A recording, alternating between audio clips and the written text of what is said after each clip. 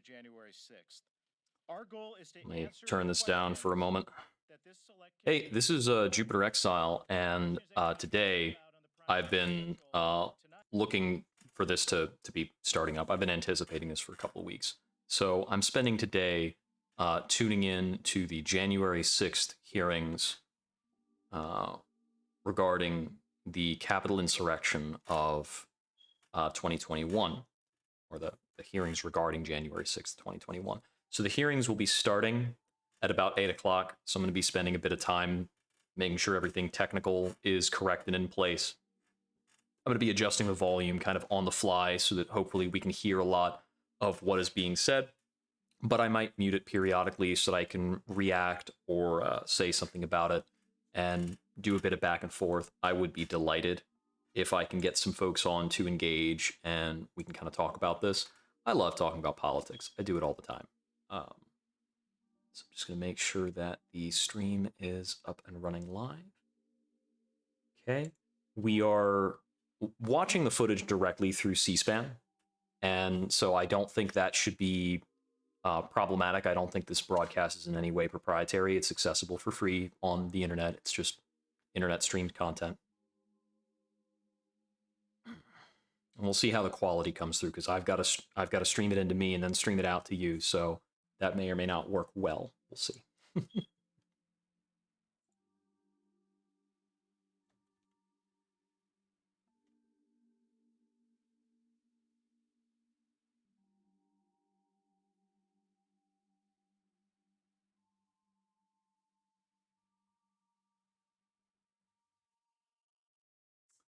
Post to a couple spots to see if anybody else I know is going to be tuning in.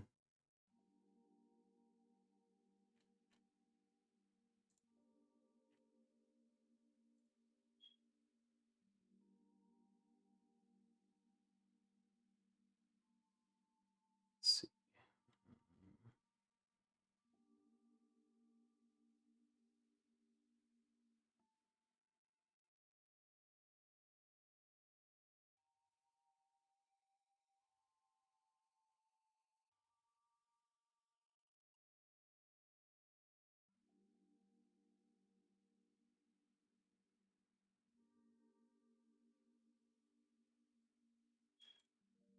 All right.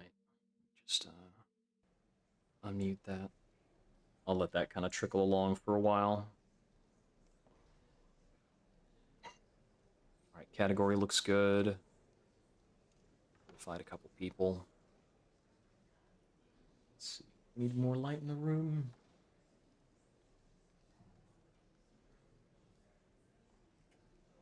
That's probably about right. I'll refresh my coffee.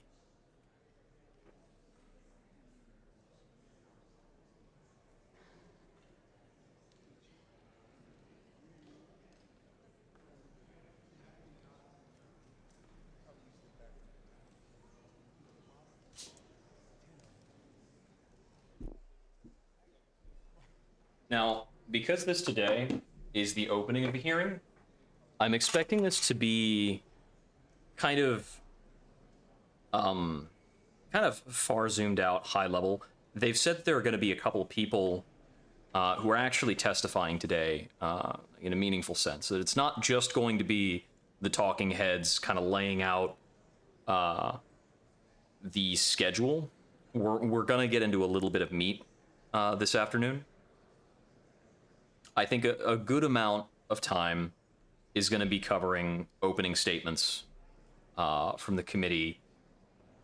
I don't think there's anybody who has the capability of speaking to a counterpoint. So we shouldn't be hearing any like big Republican talking heads who are going to come out and say boo poo poo this. They won't have this slot to speak. If we were watching the news coverage through another outlet, it's likely that during the break time they would cut away to hit some reactions from some of those other policymakers. Most likely, you know, the regular big annoying people, like a Jim Jordan cutaway, or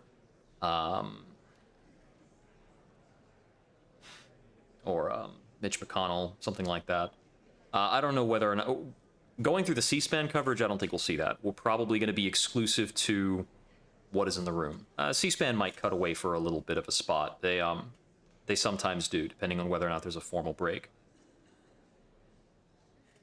Well, it's interesting to see in these side rooms how many laptops are out. I don't think that's the same room where this is going on, but then again, there are cameras there. It might very well be. This is, in a lot of ways, I think, a news panel and a media thing, so it's interesting to kind of see the formatting of it.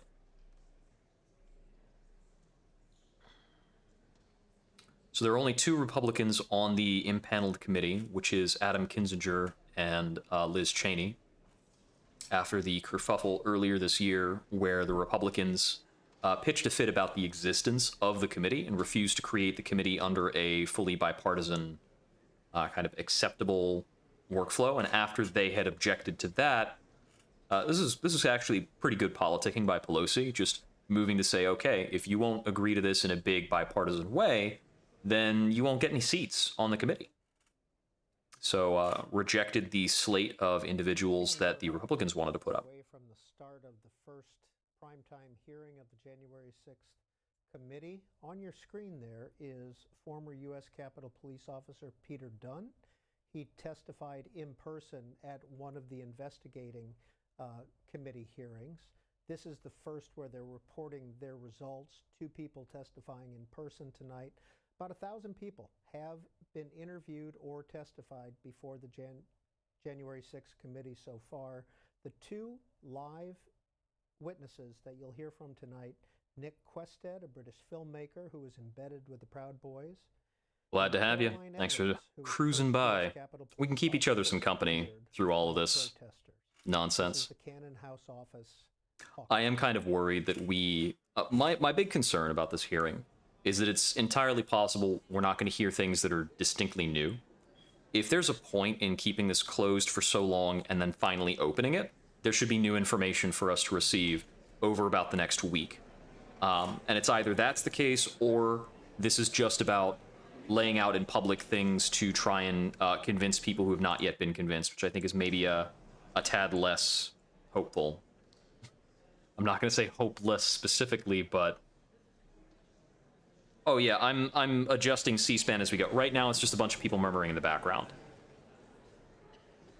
So I'm cutting it while they're doing these between things, but I'll be adjusting it over time as we go. I think, let's see, this is the max volume level. How does that sound? It's gonna sound like a whole bunch of murmuring because there's not somebody who's main screen talking right now.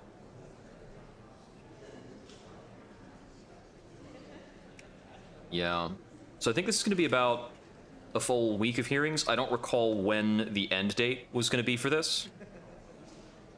But the first day and the last day are going to be in primetime slots like this, and all the rest of the hearings are going to be starting, I believe, at about 10 a.m. during the regular weekdays. So we'll be continuing this into tomorrow. I don't think they're doing any of this during the weekend, so I think a Thursday start time seems peculiar to me. I'm not sure why they went with that.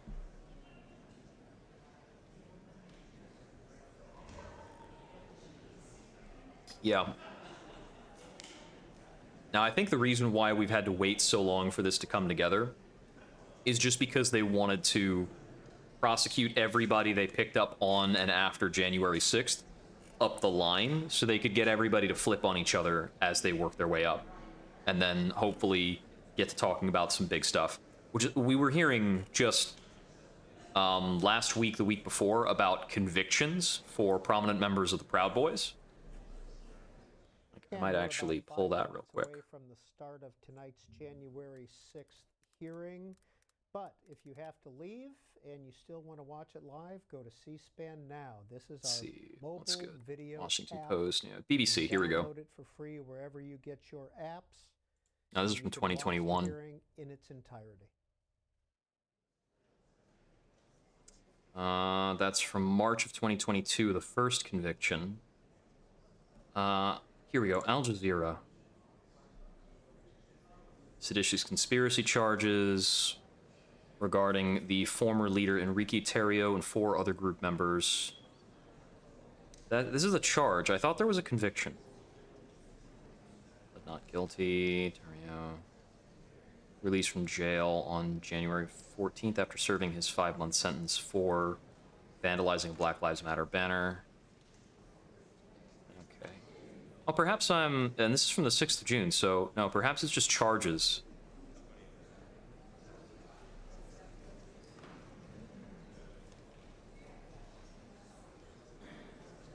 Okay, so there have been some guilty pleas earlier this year.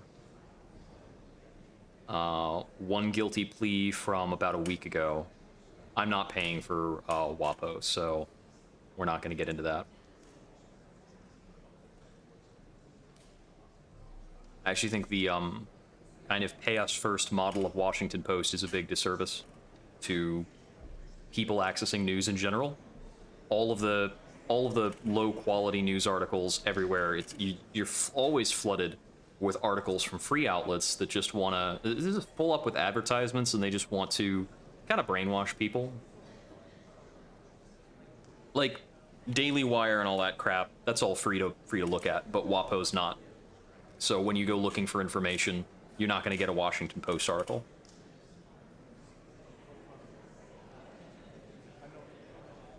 You should generally be going for AP News anyway, but they never turn up very high in search results. If you just search for an article, you're not going to get AP News on the first page. At least I don't.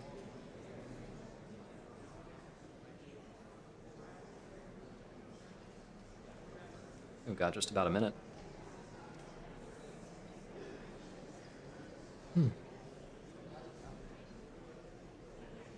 I'm not sure how much I'll have to react to meaningfully or fill the air. My lights cut out. Just a sec.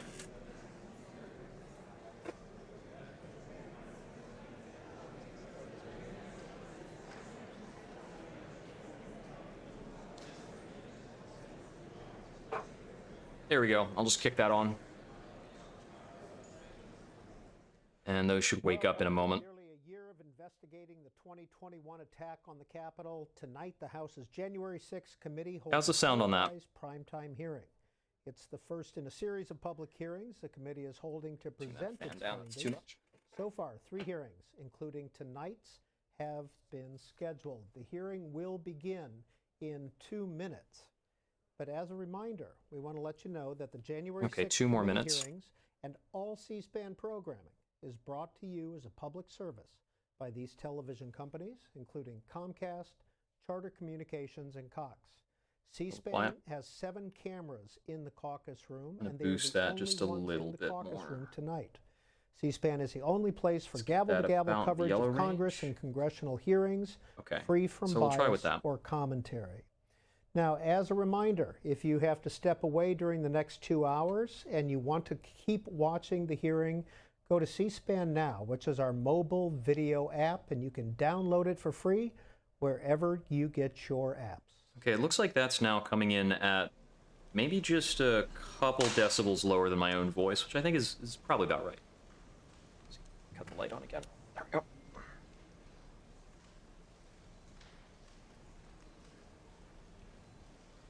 Okay.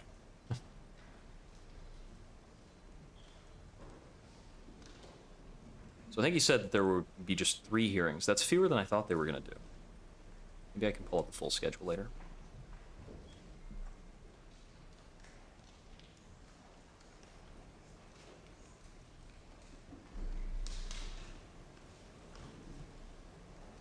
They actually had Schiff on with Colbert last night. I didn't actually catch the interview itself. I don't expect anything different was being said in that interview than what's been said for a long time. The Select Committee to investigate the January 6th attack on the United States Capitol will be in order. Without objection, the chair is authorized to declare the committee in recess at any point. Pursuant to House Deposition Authority Regulation 10, the chair announces the committee's approval to release the deposition material presented during tonight's hearing. Thanks to everyone watching tonight for sharing part of your evening to learn the facts and causes of the events leading up to and including the violent attack on January 6, 2021. Our democracy, electoral system, and country. I'm Benny Thompson, chairman of the January 6, 2021 committee. I was born, raised, and still live in Bolton, Mississippi, a town with a population of 521, which is midway between Jackson and Vicksburg, Mississippi, and the Mississippi River. I'm from a part of the country where people justify the actions of slavery, the Ku Klux Klan, and lynching. I'm reminded of that dark history as I hear voices today try and justify the actions of the insurrectionists on January 6, 2021. Over the next few weeks, hopefully you will get to know the other members, my colleagues up here, and me. We represent a diversity of communities from all over the United States, rural areas and cities, East Coast, West Coast, and the Heartland. All of us have one thing in common. We swore the same oath. That same oath that all members of Congress take upon taking office and afterwards every 2 years if they are reelected. We swore an oath to defend the Constitution against all enemies, foreign and domestic.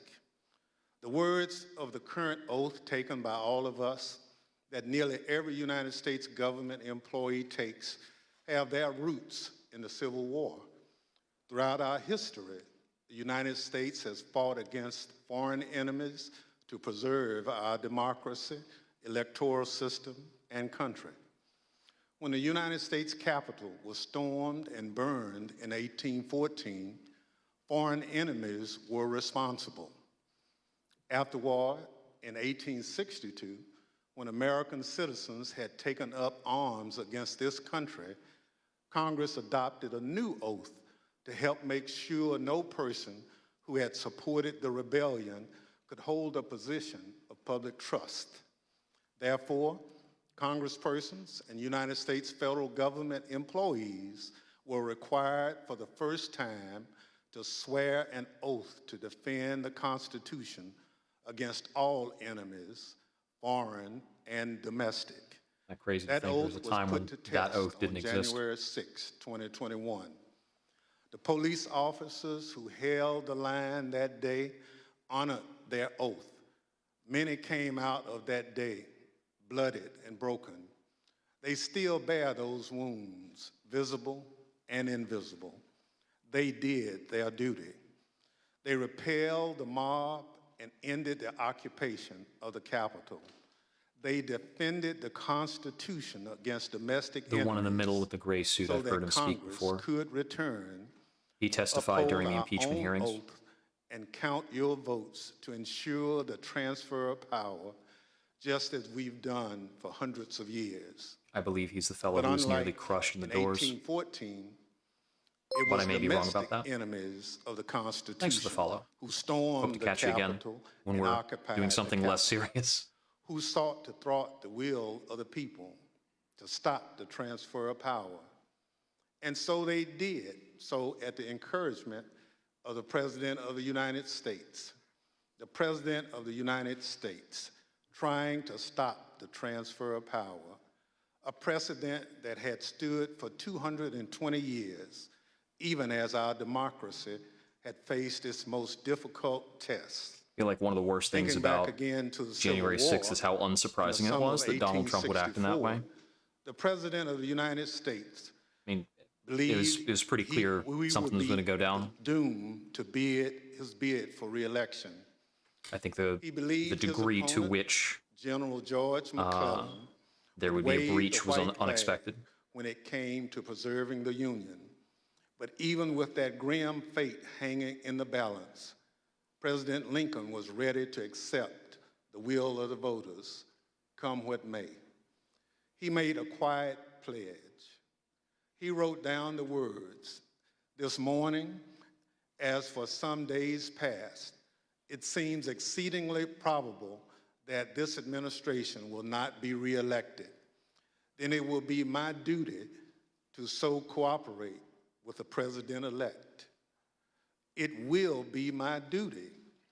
Lincoln sealed that memo and asked his cabinet secretaries to sign it sight unseen.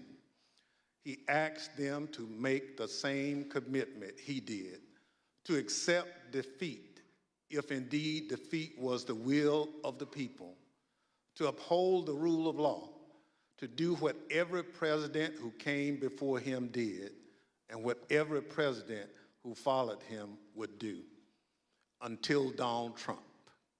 And Donald maybe Trump lost the arguably presidential George election Bush. in 2020. The American people voted him It's out not of that George office. Bush was in office, It was but not because the of a circumstances rigged of that system. election are so murky. It was not because of voter fraud. Don't believe me? Hear what his former Attorney General had to say about it.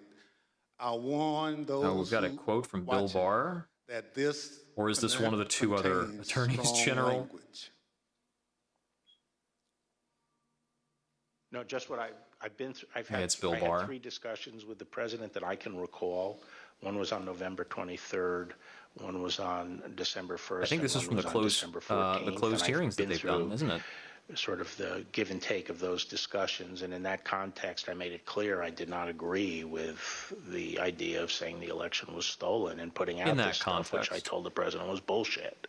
And, you know, I didn't want to be a part of it, and that's one of the reasons that went into me deciding to leave when I did.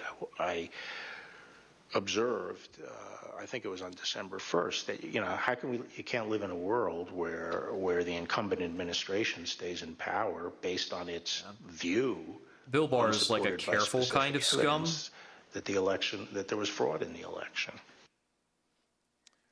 Bill Barr, on Election Day 2020, he was the Attorney General of the United States, the top law enforcement official in the country, telling the president exactly what he thought about claims of a stolen election. Did Bill Barr Donald Trump had his say days anything in publicly court at that to time? challenge the results. He was within his rights to seek those judgments. In the United States, law-abiding citizens have those tools for pursuing justice. He lost in the courts, just as he did at the ballot box. And in this country, that's the end of the line.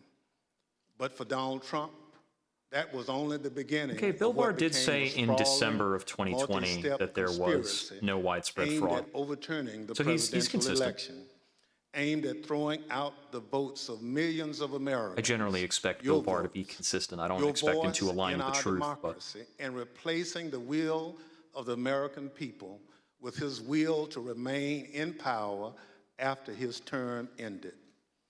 Donald Trump was at the center of this conspiracy, and ultimately, Donald Trump, the President of the United States, spurred a mob of domestic enemies of the Constitution to march down the Capitol and subvert American democracy.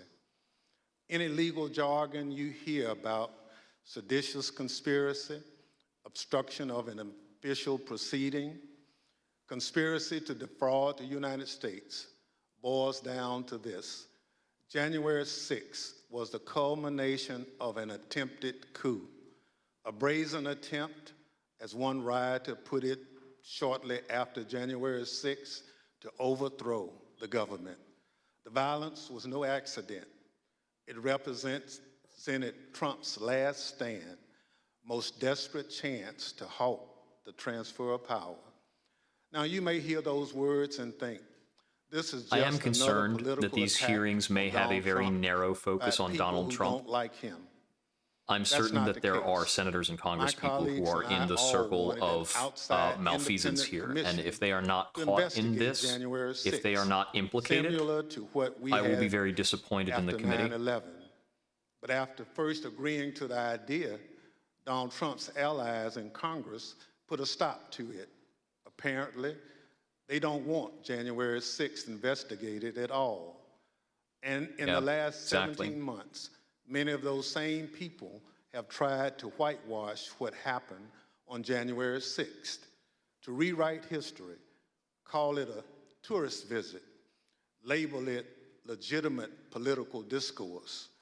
Donald Jim Trump and Jordan his being followers questioned have adopted about whether or the not he'd words received a of the phone call songwriter. from Donald Trump on Do the you 6th. believe me or your lying Seems to me eyes? like the smoking gun of We can't this in sweep what terms of happened under the pulling rug. more American meaningful people change deserve into this. answers.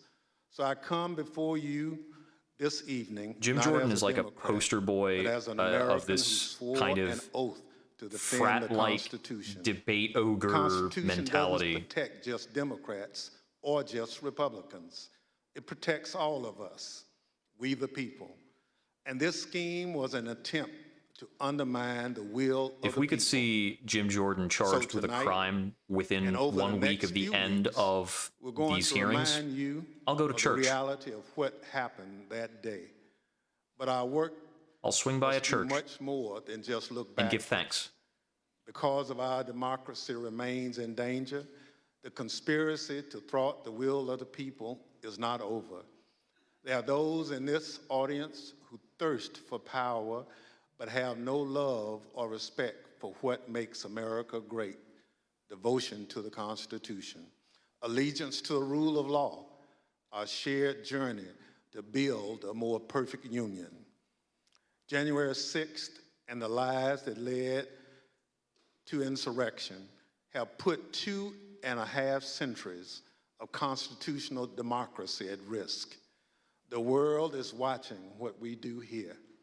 America has long been expected to be a shining city on the hill, a beacon of hope and freedom, a model for others when we are at our best. How can we play that role when our house is in such disorder? We must confront the truth with candor, resolve, and determination. We need to show that we are worthy of the gifts that are the birthright of every American. That begins here, and it begins now, with a true accounting of what happened and what led to the attack on our Constitution and our democracy. In this moment, when the dangers of our Constitution and our democracy loom large, nothing could be more important.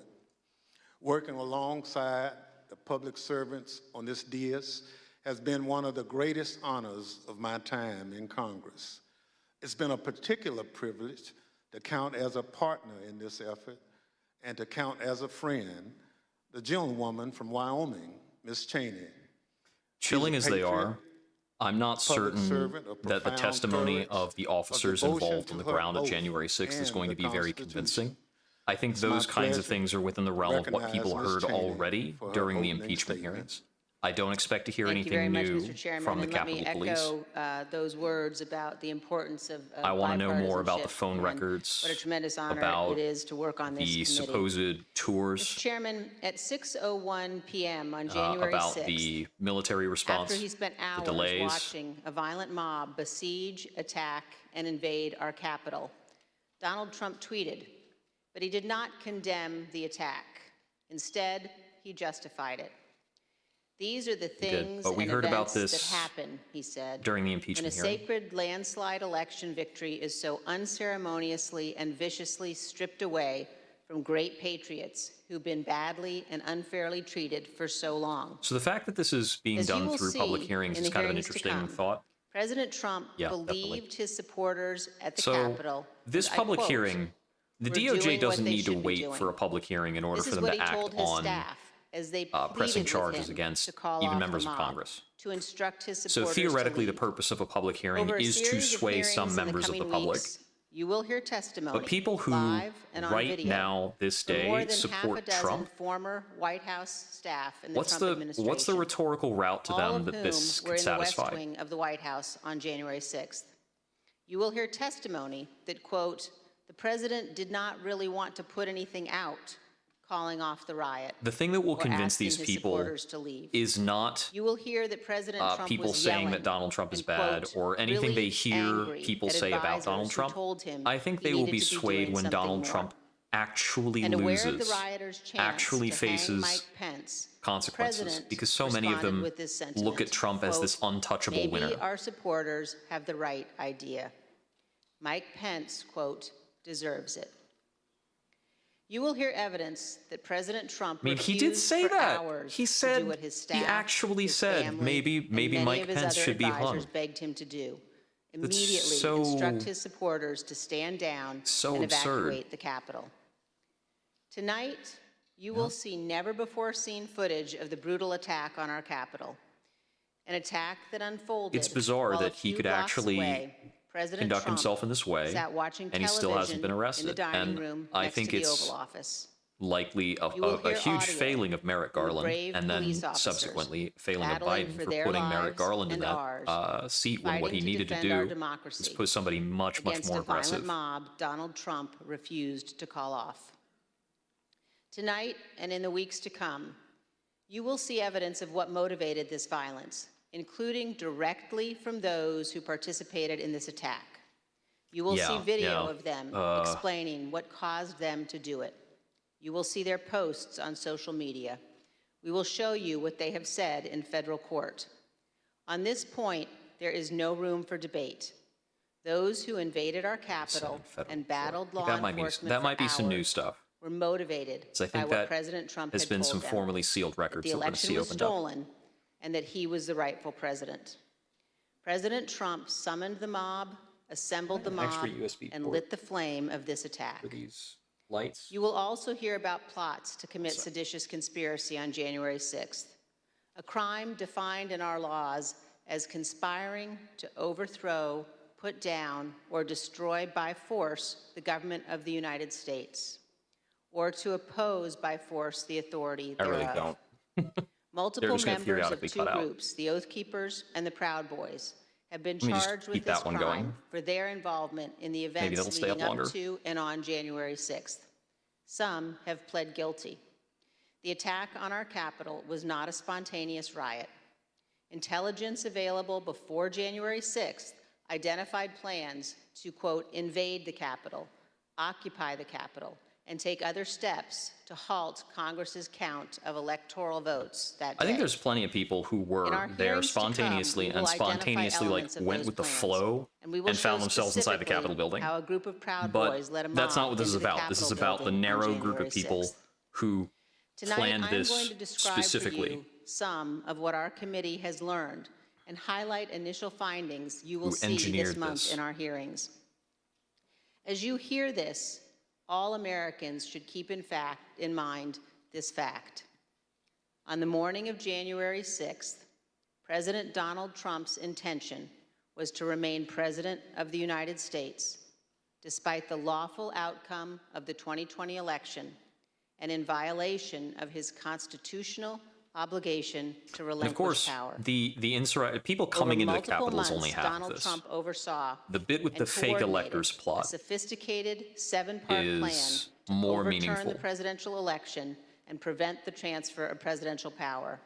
In our hearings, you will see evidence of each element of this plan. In our second hearing, you will see that Donald Trump and his advisors knew that he had in fact lost the election. The thing is, though, Despite this, President there's Trump there's no engaged in a law massive because effort to spread this false is like and fraudulent information to convince the Congress would huge have to make portions laws of to the US regulate itself, which population it has that not, fraud which it just had doesn't stolen do. the election from him. This was not true. There's not something in law that Jason prevents Miller these was a people from senior acting Trump in bad campaign faith. Because if spokesman. there was, In this clip, Miller Mitch describes a McConnell call would have been between the charged with Trump that campaign's when he internal blocked Merrick data Garland years expert ago. and President Trump, Because that was the a few most days bad faith after the action that's 2020 been election. conducted by a congressperson, but nobody can hold them accountable for that.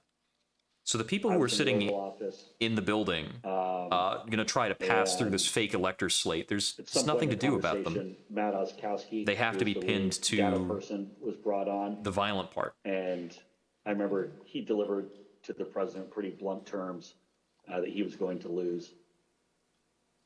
And that was based. Our society Mr. Miller, is on only tuned Matt to and the react data to violence. team's We are not tuned assessment to of the react sort to of other versions of county by county, malfeasance. state by state results as reported. We have Correct. almost no guard against actual corruption. It's terrifying. Alex Cannon was one of President Trump's campaign lawyers. He previously worked for the Trump Organization. One of his responsibilities was to assess allegations of election fraud in November 2020. Here is one sample of his testimony discussing what he told White House Chief of Staff Mark Meadows. I remember a call with Mr. Meadows, where Mr. Meadows was asking me what I was finding and if I was finding anything. And I remember sharing with him that we weren't finding anything that would be sufficient to change the results in any of the key states. When was that conversation? Probably in November, mid to late November. I think it was before my child was born. It was like And what within was 3 Mr. weeks of the Meadows' election. reaction to that information? I believe the words he used were, "So there's no there." I remember There's no hearing there that. there.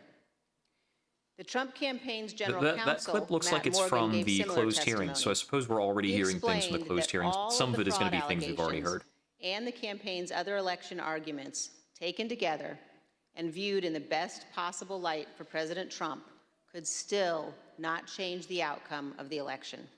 Yeah, 'cause we're President talking about Trump's hundreds Attorney of thousands General of Bill votes Barr of difference also told Donald in Trump his multiple election states. claims were I mean, wrong. even if it's just hundreds of thousands of votes, I think in some cases it's millions of votes. Repeatedly told the president in no uncertain terms that I did not see evidence of fraud and that would have affected the outcome of the election. And frankly, Can I a year and a grab a half glass of later, water? I haven't seen anything to change my mind on that. Attorney General Barr also told President Trump that his allegations about Dominion voting machines were groundless. I saw absolutely zero basis for the allegations, but they were made in such a sensational way that they obviously were influencing a lot of people, members of the public, that there was this systemic corruption in the system and that their votes didn't count and that these machines controlled by somebody else were actually determining it, which was complete nonsense. And it was being laid out there. And I told them that it was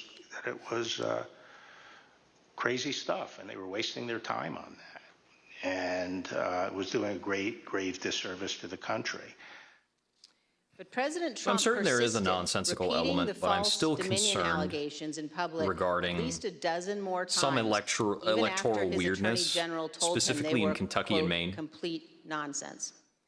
And after Barr's resignation on December 23rd, the acting Attorney General who replaced But we don't him, get Jeff investigations Rosen, there. and the That'll acting never deputy, happen. Richard Donahue, Even just told like President Trump anything more than a very, over very basic and audit. over again But I think that the evidence did not support the allegations peculiarities he was is not, making in this public. doesn't happen after the ballot box. Many of President Trump's White All House the staff weirdness is also just voter roll recognized that the purges. You evidence have did these not states that support don't do the same-day claims President Trump registrations. was You just dump making. somebody from the registration, This you is the shuffle them president's around, daughter, you commenting shrink the on time they Bill have to Barr's vote. statement that the department You just found do very no basic, very fraud legal sufficient stuff. to overturn the election. How But did that everything affect we your see coming out of the perspective about GOP is this, election when Attorney General Barr made that statement. is this It projection. affected my perspective. I respect This is Attorney definitely the first General time I've Barr, heard Ivanka talk on it. so I Oh my God, she looks so plastic. So accepted weird. what he was saying. As you will hear on Monday, the president had every right to litigate his campaign claims, but he ultimately lost more than 60 cases in state and federal courts. The president's claims in the election cases were so frivolous and unsupported that the president's lead lawyer, Rudy Giuliani, not only lost the lawsuits, his license to practice law was suspended. Here's We what see the court projection said coming of out Mr. of the Giuliani. GOP so often that when they Giuliani say like there are these fraudulent communicated machines, there are these demonstrably things false changing, so on and so misleading forth. statements to It certainly courts, makes me worry that somewhere lawmakers, they've and got the some public at fraudulent large, machines. in his capacity as lawyer for former President Donald J. Trump and the Trump campaign in connection with Trump's failed effort at re-election in 2020. As you will see, They've been in shouting a great whole lot about detail in our pedophilia now hearings, because they've got this President stuff Trump going on that's ignored targeting the rulings of our Marco nation's Rubio courts. He ignored and his Jim own Jordan. campaign leadership, his White House staff, many Republican state officials. He ignored the Department of Justice and the Department of Homeland Security.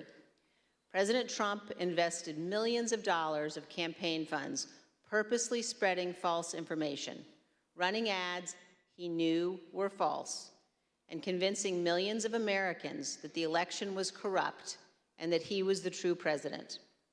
As you will see, this misinformation campaign provoked the violence on January 6th. The knowingly In our false third standard is hearing, always you will peculiar see because I think there's President Trump like decent corruptly odds planned that to Trump is replace just the Attorney General full-blown of the United States, irrational crazy, so the U.S. Justice and he's Department not really would spread capable of his like false, believing or stolen knowing election truth. claims. In the days before January 6th, President Trump told his top Justice Department officials, quote, "Just say the election was corrupt and leave the rest to me and the Republican Congress." We've seen so many different Senior Justice proceedings Department where one officials, individual or another will men get on he had stand and they'll just appointed, plead, "I'm a told him dumbass," they could not do and that seems to because fly. it was not true. So President Trump decided to replace them. He offered Jeff Clark, an environmental lawyer at the Justice Department, the job of acting Attorney General. President Trump wanted Mr. Clark to take a number of steps, including sending this letter to Georgia and 5 other states, saying the U.S. Department of Justice had, quote, identified significant concerns that may have impacted the outcome of the election. The stuff going on in This letter Georgia is a lie. is The Department of Justice had, one of in the fact, bigger sticking repeatedly points here. I told think President that's Trump exactly one of the weightier opposite. factors, especially They had that phone investigated call his with Brian stolen Kemp election that allegations we and all found know no about, credible that fraud we even got to that hear. could impact the outcome of the election. This letter and others like it would have urged multiple states to withdraw their official and lawful electoral votes for Biden. Acting Deputy Attorney General Richard Donahue described Jeff Clark's letter this way, quote, "This would be a grave step for the department to take and could have tremendous constitutional, political, and social ramifications for this country." The committee agrees with Mr. Donahue's assessment. Had Clark assumed the role of Attorney General in the days before January 6th and issued these letters, the ramifications could indeed have been grave. We Mr. could have had people Donahue busting into the also said Capitol. We this could have had about people trying to Clark's fake plan. electors. That would be tremendous. And I recall toward the end saying, what you're proposing is nothing less than the United States Justice Department meddling in the outcome of a presidential election. In our hearings, you will hear firsthand how the senior leadership of the Department of Justice threatened to resign, how the White House counsel threatened to resign, and how they confronted Donald Trump and Jeff Clark in the Oval Office. The men involved, including Acting Attorney General Jeff Rosen and Acting Deputy Attorney General Richard Donahue, So this were is appointed by people President Trump. who basically These men said honored their oaths of we office, were ordered to they do did their something duty, and you will that hear is from outside them of the in law. our hearings. People in the Department of By Justice. contrast, The Department Jeff of Justice Clark is the has one invoked his Fifth who has Amendment privilege the against role of theoretically self-incrimination prosecuting or refused to pressing testify. charges against the outgoing Trump Representative administration. Scott Perry, who is So also people who are involved in the trying to position get Clark appointed as to be Attorney doing General, this, to be has investigating refused this, to to be testify acting on here. this, As you are will see, directly involved Representative and Perry in a contacted the role White where they House were in the weeks after objecting January to what was 6th occurring, to seek but a we still haven't presidential seen pardon. charges pressed. Multiple other Republican congressmen also sought presidential pardons for their roles in attempting to overturn It's not that there's no the legal 2020 precedent for them to election. press charges. In our fourth hearing, we It's will not that they're focus on far President away Trump's from efforts to pressure Vice the President Mike investigation. They're not Pence difficult to find to or track refuse to count down. electoral votes on They should January be 6th. Believable Vice people. President Pence So I'd have to has think spoken that despite publicly the about fact this. that they were making objections to all of this in private, President Trump is wrong. they didn't go on the record? I had no right Until to now? overturn the election. I don't know. The presidency belongs to the American people and the American people alone. And frankly, there is no idea more un-American than the notion that any one person could choose the American president. What President Trump demanded that Mike Pence do wasn't just wrong, it was illegal and it was unconstitutional. You will hear this in great detail from the Vice President's former general counsel. Witnesses in these hearings will explain how the former Vice President and his staff informed President Trump over and over again that what he was pressuring Mike Pence to do was illegal. As you will hear, President Trump engaged in a relentless effort to pressure Pence, both in private and in public. You will see the evidence of that pressure from multiple witnesses, live and on video. Vice A lot of President this Pence has been available demonstrated his information loyalty to Donald Trump consistently over 4 years. about But he the knew conflicts with that he Pence had a and the things higher that were duty going on. to the United States Constitution. I think Mark Meadows This put is out a book testimony from about the this, Vice President's Chief of Staff. or that included this. So I think the Vice President was proud of his 4 years of service, and he felt like much had been accomplished in those 4 years. And I think he was proud to have stood beside the President for all that had been done. But I think he ultimately knew that his fidelity to the Constitution was his first and foremost oath. And that's what he articulated publicly, and I think that that's what he felt. His fidelity to the Constitution was more important than his fidelity to President Trump and his desire. The oath he took. Yep. Yes. You'll also hear about a lawyer named John Eastman. Like I think Pence was is deeply involved in I think President Pence is Trump's evil, plans. but he's not You'll hear that from crazy. former Fourth Circuit federal judge Michael Ludig. For Trump to highly try to do what he respected tried to leading do conservative required judge. a level of John insanity. Eastman clerked for Judge To Ludig. think that he could try and pull Judge this off. Ludig provided counsel to the Vice President's team in the days before January 6th. The judge will explain how Eastman, And if a quote, couple was of the people wrong at around him every were turn. crazier, he might have been able to do And it. you will see the email exchanges between Eastman and the Vice President's counsel as the violent attack on Congress was underway. Mr. Jacob said this to Mr. Eastman: "Thanks to your bullshit, we are under siege." You will also see evidence that John Eastman did not actually believe the legal position he was taking. In fact, a month before the 2020 election, Eastman took exactly the opposite view on the same legal issues. In the course of the Select Committee's work to obtain information from Mr. Eastman, we have had occasion to present evidence to a federal judge. The judge evaluated the facts, and he reached the conclusion that President Trump's efforts to pressure Vice President Pence to act illegally by refusing to count electoral votes likely violated 2 federal criminal statutes. And the Okay. judge also said this: if Dr. Eastman and President Trump's plan had worked, it would have permanently ended the peaceful transition of power, undermining American democracy and the Constitution. If the country does not commit to investigating and That's pursuing nice. I'd like to hear more accountability for details, those though, about the responsible, specific the federal court fears statutes January that 6th were will repeat itself. theoretically breached. Every American I mean, certainly should read it's a what it's a this sort federal it's a sort of judge has coercion. written. I mean, The at same the judge, end, he Judge insisted Carter, that issued another decision he on Tuesday insisted that night, Mike just Pence this should be week, lynched. So that's indicating that John Eastman and other Trump that's lawyers certainly a criminal knew suggestion. that their legal arguments had no real chance of success in court, but they relied on those arguments anyway to try to, quote, overturn a Democratic election.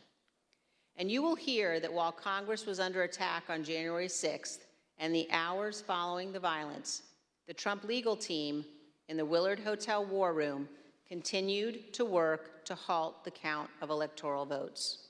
No, I actually In our wonder if fifth Rudy hearing, you will see Giuliani evidence might also that go down President for this. Trump corruptly pressured I don't state think anybody takes legislators Rudy and election Giuliani seriously officials right now. to I don't think change he's a election dangerous person results. terribly much. You will hear additional details about President Trump's call to Georgia officials, urging them to, quote, find 11,780 votes, votes that did not exist, and his efforts to get states to rescind certified Just kind of this like electoral slates corrupt, drunken without gremlin factual man. basis and contrary to Looks law. like his skin doesn't fit him right. You will hear new details about the Trump campaign and other Trump associates' efforts to instruct Republican officials in multiple states to create intentionally false electoral slates and the transmit bit. those slates to Congress, to the Vice President, and the National Archives, falsely certifying Oh that Trump man, he won is states he's one of the most he actually ridiculous people lost. in this entire thing.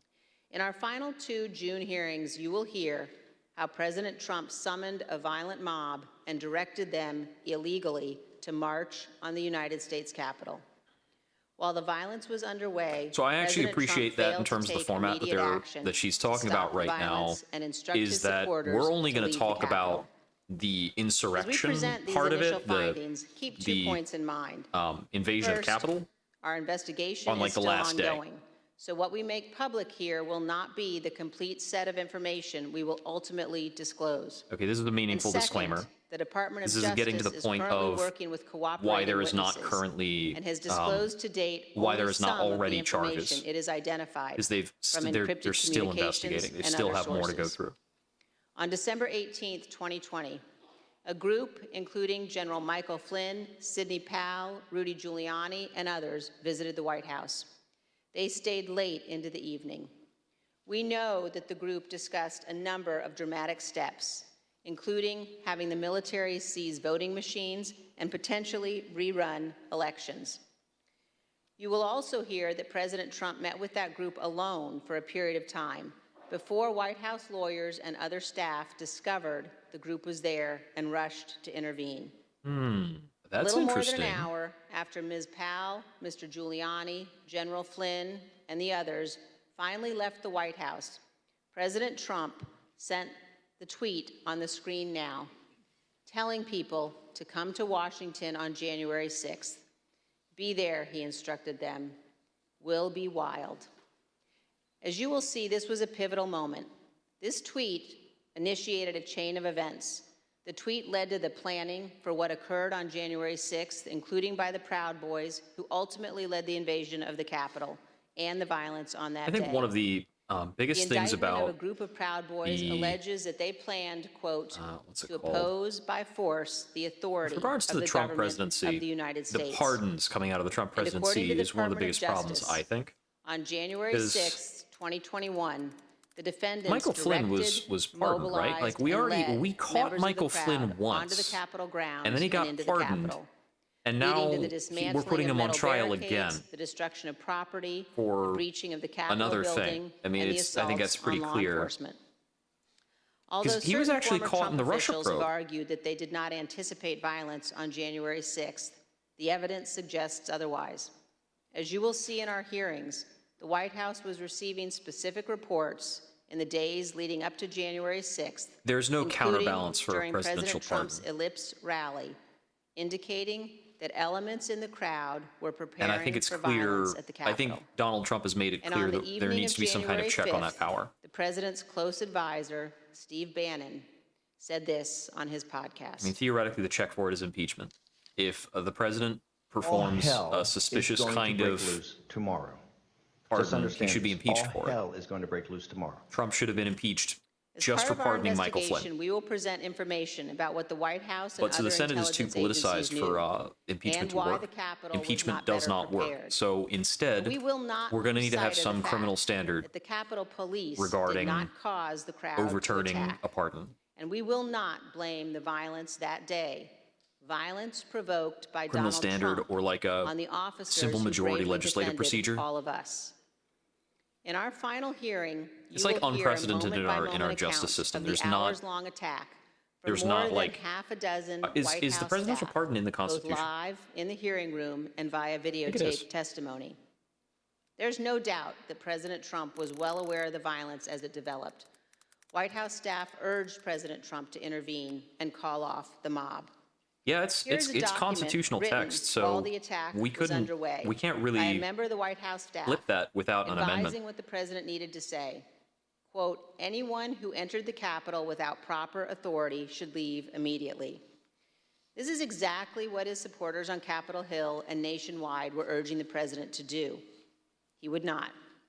You will hear that leaders on Capitol Hill begged the president for help, including Republican leader McCarthy, who was, quote, scared, and called multiple members of President Trump's family after he could not persuade I the actually president think that himself. is one of the bigger goals Not of only the did January President 6th Trump committee. refuse to tell the mob to People leave who the follow the Capitol, Republican Party right now placed are no not call interested in facts. They're any only interested in element of the United bravado. States government to So instruct that the you Capitol need to be display their defended. heroes. He did not call It's his not sufficient Secretary to of display their Defense on heroes January lying. 6th. He did not You need to talk display his their Attorney heroes General. being He did cowards, not talk to the Department because of that is Homeland more Security. convincing to a lot of President this Trump gave Republican no order body to of deploy people. the National Guard that day, and he made no effort to work with the Department of Justice to coordinate and It's part of deploy why law enforcement assets. the kind of Vice central President Pence wing did of each the of those Democrats things. has For had this example, almost here's what fetishized General interest Milley, the chairman in trying of to the put Joint up Chiefs of Staff, testified to this military committee. veterans as part of their There were 2 or 3 calls from Vice President Pence. elected officials, He was like very animated. their He is candidates. very explicit. As I don't think that's convincing to me Very or to a lot of the direct people I know, whether or not on somebody's a speaking with veteran in terms of what they can do in government. And he was but they think it's convincing towards people on the right or people in the center. He was very animated, very direct, very firm, and to Secretary Miller.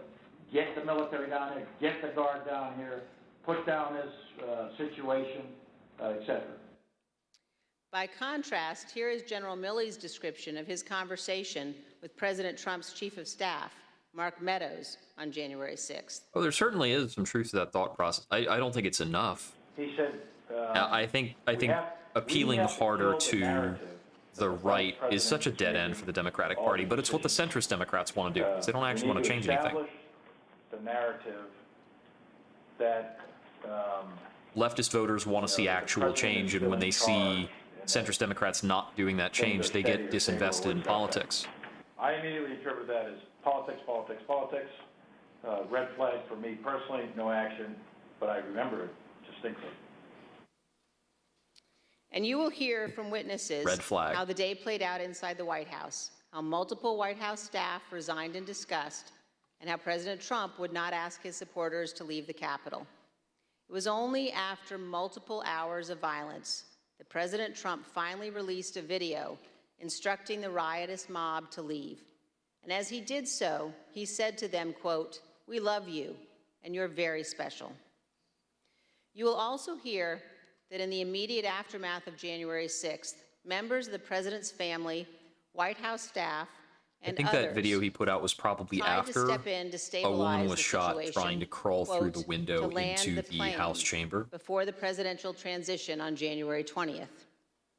You will hear about members of the Trump cabinet discussing the possibility of invoking the 25th Amendment and replacing the President of the United States. Multiple members of President Trump's own cabinet resigned immediately after January 6th. One member of the cabinet suggested that the remaining cabinet officers needed to take a more active role in running the White House and the administration. But most emblematic of those days is this exchange of texts between Sean Hannity and former President Trump's press secretary, Kayleigh McEnany. Sean Hannity wrote in part, "Key now, no more crazy people, no more stolen election talk. Yes, impeachment and 25th Amendment are real. Many people will quit." Ms. McEnany responded in part, "Love that. That's the playbook." The White House staff knew that President Trump was willing to entertain and use conspiracy theories to achieve his ends. Yeah, that's They knew Hannity the talking president to needed to be cut off the press from all secretary of those who had encouraged about him. the spin. They knew that President Donald Trump was too dangerous to be left alone.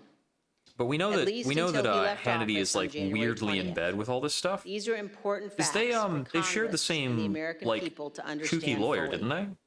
When a president fails to take the Was that steps a necessary Hannity to thing? preserve our union, or worse, causes a constitutional It was crisis, Michael Cohen. Yeah. we're at a moment of maximum Because danger for our Hannity- republic.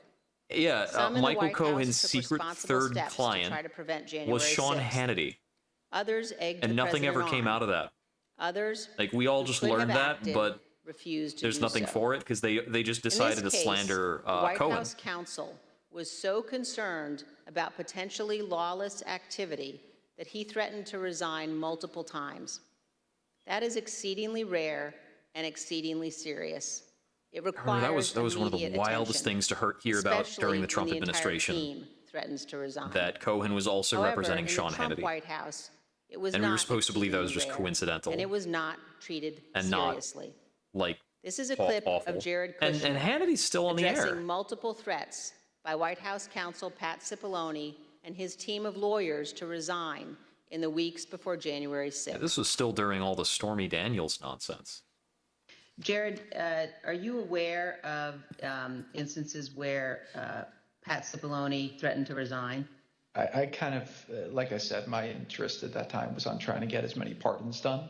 And I know that, he was always, him and the I team was in a were always rush saying, to "Oh, get we're gonna these resign, pardons we're not out gonna the be here if door This happens if that happens. So before kind we of had to took run it off the just ship like the whining, rats to be we honest are. with you. Whining. There's a reason why people serving in our government take an oath to the Constitution. As our founding fathers recognized, democracy is fragile. People in positions of public trust are duty-bound to defend it, to step forward when action is required. In our country, we don't swear an oath to an individual or a political party. I'm not convinced that anybody is duty-bound anymore after Uvalde. I think the semblance of duty is clearly insufficient to compel people to do To my things. Republican colleagues, We've got Congress people who just don't do their jobs. There will Like come a day when Donald Trump the is FEC gone. still doesn't have like a full quorum, so it can't even act. Finally, I ask Want to talk all of our about fellow Americans, electoral as you corruption? watch our They're hearings not over the required to coming weeks, actually staff please these remember what's at branches. stake. Remember the men and women who have fought and died so that we can live under the rule of law, not the rule of men. I ask you to think of the scene in our Capitol Rotunda on the night of January 6th. And that's just because the There, Republican in a sacred space Senate in our constitutional republic, is just like tossing place that around where like our a football president's because they don't care about the lion FEC. They don't care watched about over by statues of Washington electoral and Jefferson, Lincoln and Grant, Eisenhower, Ford, and Reagan. integrity. Against every wall that night encircling the room, there were SWAT teams, men and women in tactical gear with long guns, deployed inside our Capitol building. There in the rotunda, these brave men and women rested beneath paintings depicting the earliest scenes of our republic. This is talking about the days painted after. in 1824, depicting George Washington That's right. resigning We his had commission, we had armed forces in the voluntarily Capitol for like the week relinquishing power, afterwards. handing control of the Continental Army back to Congress.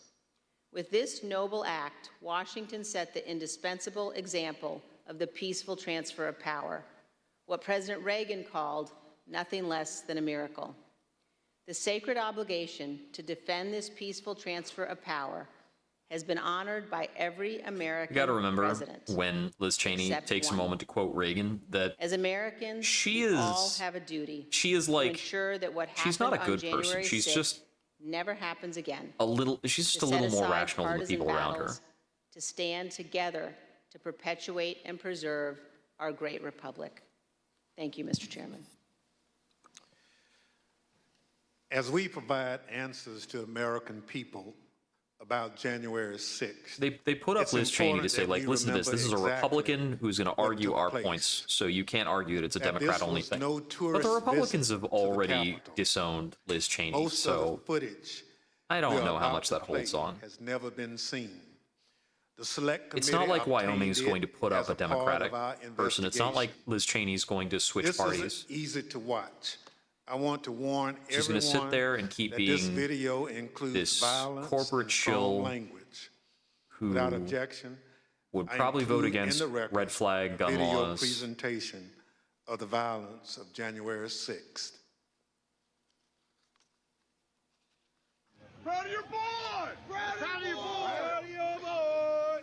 Yeah, just for awareness, be advised, there's probably about 300 Proud Boys. They're marching eastbound in this 400 block of kind of Independence, actually on the mall, towards the United States Capitol. I am not allowed to say what's going to happen today because everyone's just going to have to watch for themselves. But it's going to happen. Something's going to happen. That's a QAnon believer. She's believing that the storm would happen on January 6th.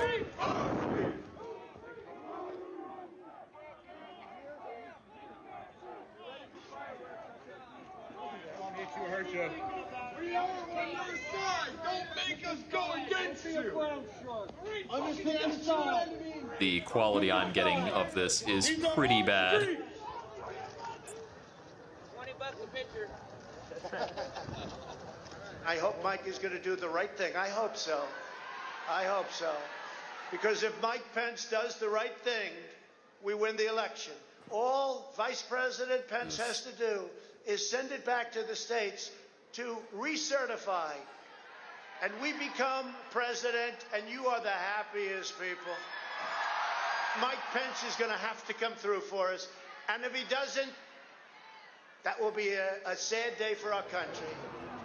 Because you'll never take back our country with weakness. You have to show strength, and you have to be strong.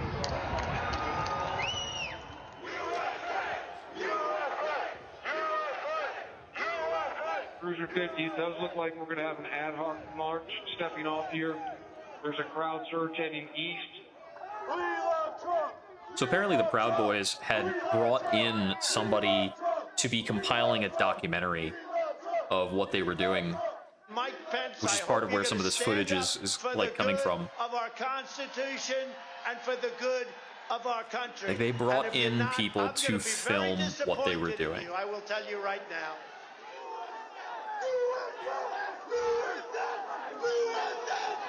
So they were that brainwashed into thinking that what they were doing was correct. First breach of the Capitol grounds. Get back, ladies! Get back, ladies!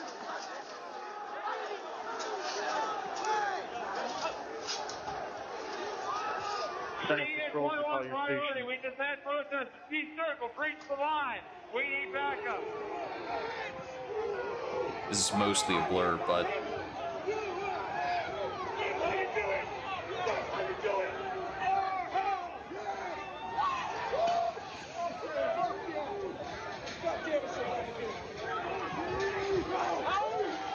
Madam Speaker, the Vice President, and the United States Senate. because it's at 1 o'clock, their joint session is beginning.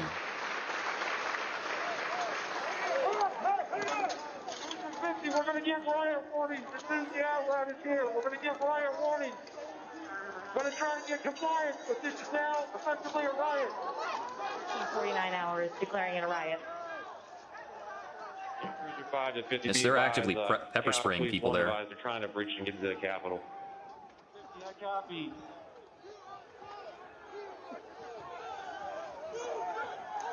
Hold the line! Hold the line! Hold the line! Hold the line! Hold the line! Back the line! 42. We're about 5 miles out. We're trying to make our way through all this. So there were people talking about theoretically barricades being moved out of the way. Certainly doesn't look like it.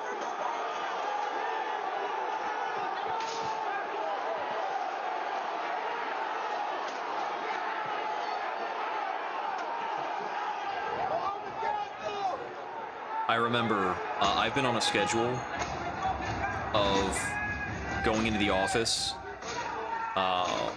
once a week on Tuesdays. Yeah, so it's clearly Proud Boys are the ones who are marshaling this. They're the ones who are going through first.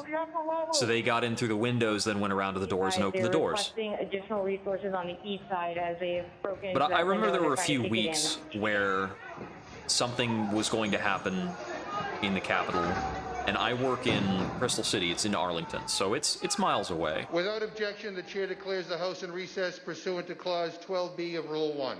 But regardless, there were a couple weeks where I'm like, I'm not going to go into the office today, because I was using the Metro to go in. And I was saying, you know what? I could run into some crazy goddamn people on the Metro if I take it today. But I work in tech. It's not a big deal if I stay home. And we were already in, like, COVID mode anyway.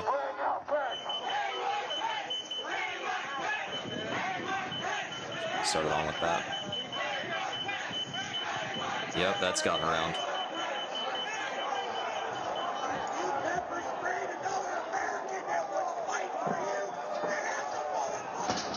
People howling about getting pepper sprayed.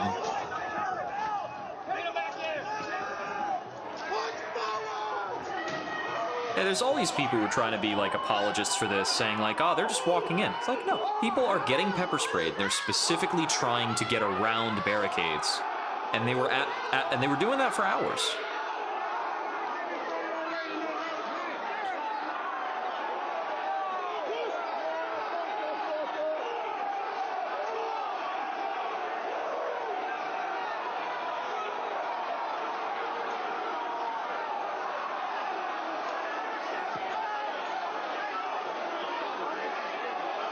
I think when you hear it, the context is more clear. We're gonna get too many fucking people. Look at this fucking vantage point, man. We're fucked. Yeah. They don't have enough physical barriers in place to deal with this kind of person surge. Or that rather they didn't. We need an area 4B House members, they're all walking over now through the tunnels.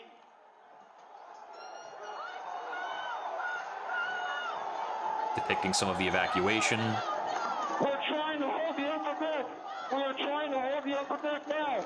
They don't have it, like, you can see they don't have enough personnel to form a proper line. And even if they did, they're being tackled, they're being shoved, just by a raw number of people. I need support.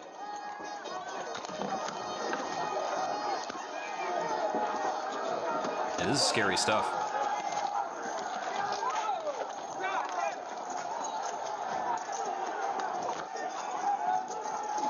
We lost the line. We lost the line.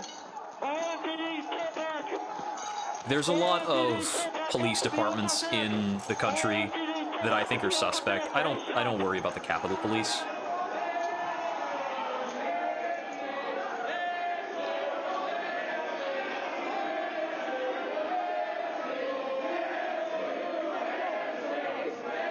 Oof. I should be putting content warning tags up. Is there like a content warning tag I can put up?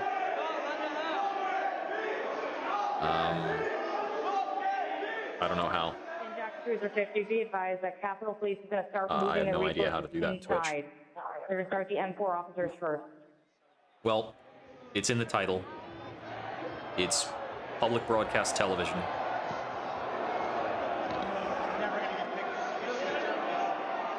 Oath Keepers stack number 1.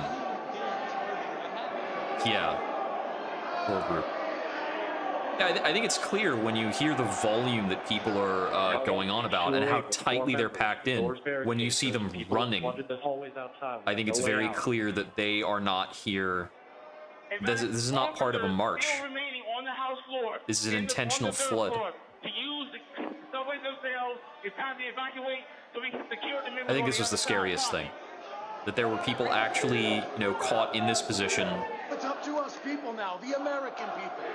What are you ready to do? One more time. What are you ready to do? And whatever it takes, I'll lay my life down if it takes. Absolutely.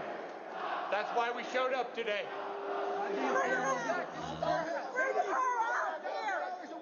Hey!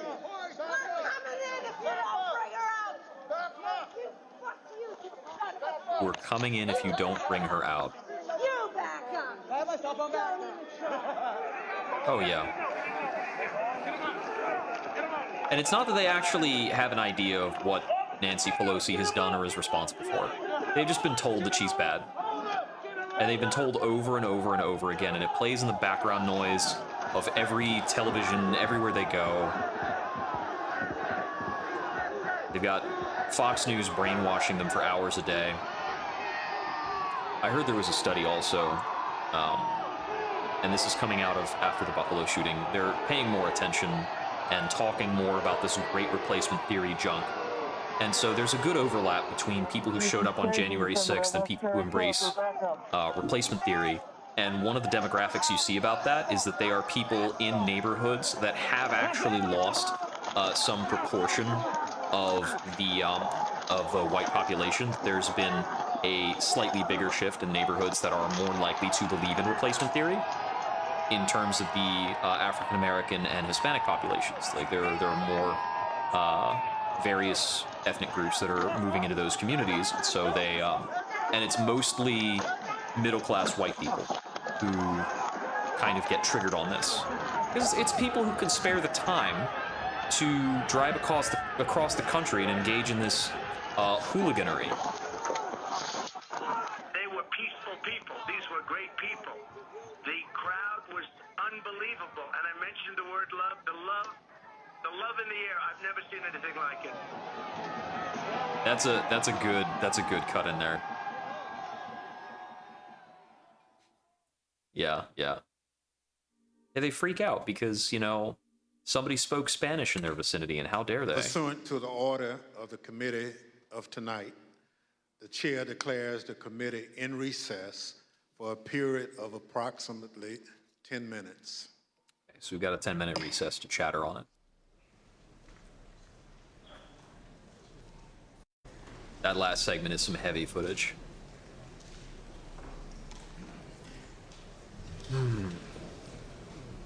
I'm gonna bake myself some cookies. Gotta roll a cookie dough. Just a second.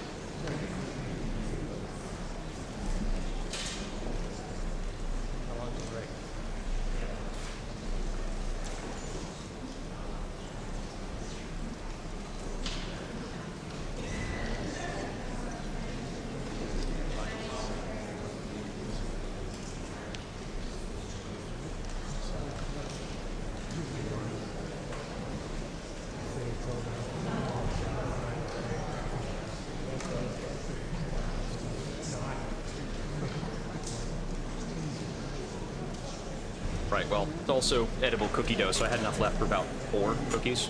This is the last. Bit of it.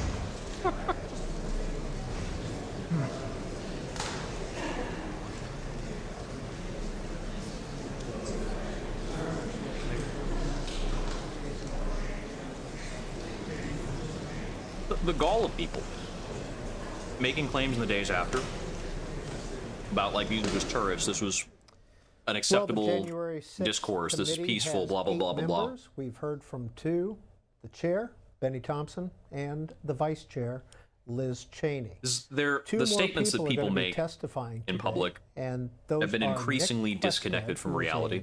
British filmmaker, is a British filmmaker who was embedded This is the guy, with the Proud Boys on the that British day, filmmaker who was and hired also by the Proud Caroline Boys. Edwards, the first Capitol Police officer who was injured on January 6th. Now, an hour to go. I don't recall if I've in the heard her hearing speak tonight. If you have on to the step subject. away and you want to continue to watch it, go to C-SPAN Now. This is our mobile video app, and you can watch the hearing in its entirety. I did go ahead and download on your C-SPAN phone. now, but I haven't You really can been using it download because I'm wherever always you near a get your computer apps. anyway. Another place, if you've missed any of today's hearing so But far, if you're trying to you listen can in watch on the it online. investigation for the rest of the C-SPAN.org week, is the website. maybe Go you're to at work, if you have some headphones you can pair with your phone, It contains you can just all of dial the into the video C-SPAN Now app. dealing I always with like going through that C-SPAN day rather in our than history like on that website. MSNBC or something else that's going to couple of tweets butt have in and been coming out, editorialize a lot more. of tweets, I should say, have I don't been need coming out by Republican members. We want to share a few of them with you. This is Debbie Lesko, a Republican from Arizona. The number one question the January 6th committee should be asking tonight is, why was the U.S. Capitol not secured? She's a Republican from Arizona. Yeah. Fred Keller, Republican, Pennsylvania. It's fascinating to see Democrats pack into a full committee room, even though many of them use proxy voting as an excuse not to show up to work for the past 2 years. So that's clearly irrelevant. Now, the House Judiciary GOP put out this tweet, and it's been retweeted, and you can see a lot of tweets by So Republicans the prevalence of this Twitter in our Retweet political if sphere you'd rather Democrats is focus on tackling $5 really ridiculous per gallon at gas this point. rather than shifts sham January Twitter has 6th become so weirdly integral for communication remind from you that if our you've been political watching sphere. this hearing, Twitter is the way all of that the almost cameras all you of our see Congress and people all of the actually January 6th committee engage, video if you can think about is it. being That's where they put provided out their statements. by C-SPAN as a public So, service. And C-SPAN is brought to you. It feels by like these it would television be a companies, worthwhile including expenditure Dish by the Network, government to Mediacom, put up a and service Buckeye that is Broadband. not Twitter. C-SPAN has 7 cameras That in the Cannon House caucus room the tonight. various and C-SPAN is the political only folks place for can put out their gavel-to-gavel messages on. coverage of Congress. It just free needs to from be a bias big government or message board that is more official The hearing is due to and does resume not in about 5 involve our government shackling itself to all these weird kind of corporate algorithms.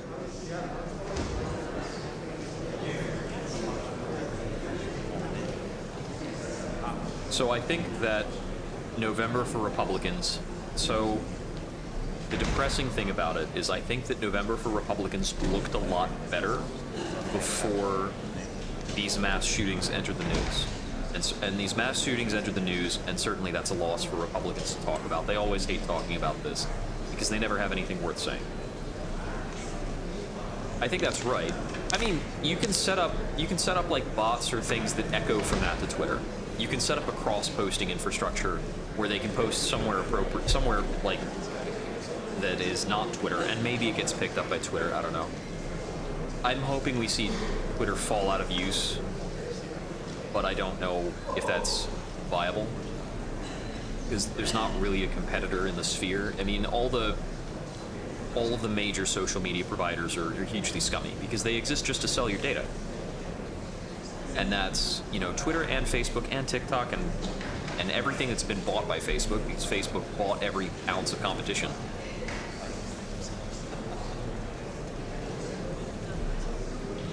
There's almost no competition in Silicon Valley.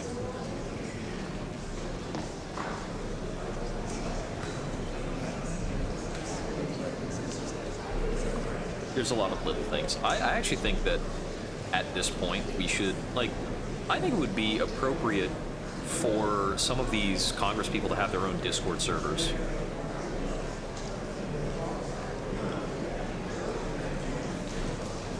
There's no forum experience where you can fire off chatter with these people, even the approachable ones. But there's nothing that is geographically validated. So if you were a politician and you were gonna create like a chat room kind of thing, it is correct and right that you should only have to chat with your own constituents.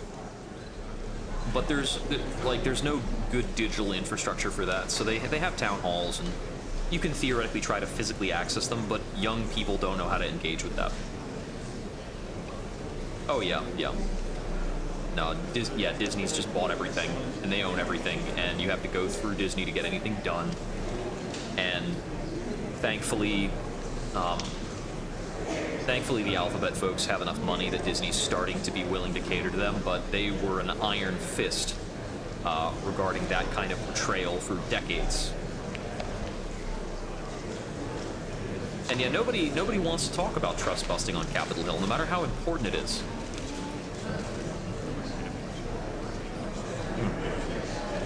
Thank goodness we're seeing a rise of unions with regards to Amazon and Starbucks. It's been hugely overdue.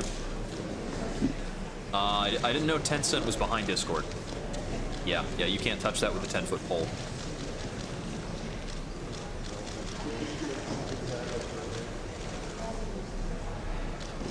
Ugh. It's so hard to get around. My oven preheating.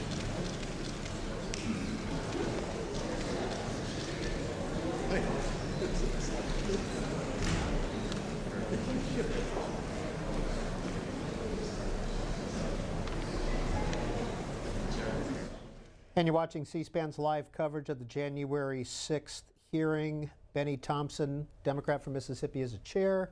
We expect the gavel to come down. We do work shortly. in foreign aid with my company, so I am not always doing support for people in other countries. I'm periodically doing that. I have a coworker who's much more involved in the foreign side. We support projects that are engaged in Colombia, in Afghanistan, in Ukraine. So our work has gotten a lot harder in the last 2 years because we've had all these conflicts break out because of the pullout in Afghanistan. But so part of our policy is that Huawei devices produced out of China cannot be used in any networking anywhere. And it's interesting to see. Sometimes we'll be working with a like local IT on the ground, or with an internet service provider in a foreign country who will say that like all we have are Huawei devices, and we're like, okay, well you told us that, so no business. We will get a satellite-enabled laptop out to that location, and we can have the entire office work off of satellite connections if we need to. But we know you have an alternative to that. Just put in another device. You will not get any dime out of the U.S. government while you are enabling that crap. I want to thank our witnesses for being with us this evening to share their firsthand accounts of that terrible day. I know that some of the witnesses from our first hearing are in the room with us, along with some of the family members, friends, and widows of the officers who lost their lives as a result of the attack. Thank you all for being here for us and the American people. Officer Carolyn Edwards has been with the United States Capitol Police since 2017. On January 6th, Officer Edwards was assigned to the first responder. I think my noise filtering is putting that serves down. as the first I have line to of turn on defense at the Capitol complex. an extra fan, because I She burned also something in the oven a served couple as a days ago, member so they set off of the the smoke Civil alarm if I don't. Disturbance Unit, a special subset of the uniformed division trained to respond to mass demonstration events. Officer Edwards is a graduate of the University of Georgia. I would and like to currently hear is working on some a of these master's Capitol degree Police in people intelligence analysis testify from Johns regarding Hopkins the University. level of alertness Nick they were placed on Quisted prior to this, is an acclaimed and how filmmaker. that corresponds to the level of alertness they documenting had stories around the war time zones that in the Afghanistan, Syria, BLM and Iraq. protests were January going on. 6th, Mr. Quickstead was Is they were working visibly on a more prepared documentary about, for those quote, protests in why 2020. Americans are so divided when Americans have so much in I common. think that's what made January 6th so confusing and so day, shocking. Mr. Quested interviewed and documented movements of the people around the Capitol, including the Because first from the left moments perspective, it was such of an violence obvious against circumstance. the Capitol Police, Like, yeah, of course, these are and the chaos incredibly rowdy people are going to be occupying the Capitol. Didn't you know that? Or like I will now occupying swear the in our DC, not the witnesses. Capitol building Witnesses necessarily. will please I think stand I didn't see that coming. and raise your right hand. Most people didn't see that coming. Do you swear and affirm under penalty of perjury that the testimony you're about to give is the truth, the whole truth, and nothing but the truth, so help you God?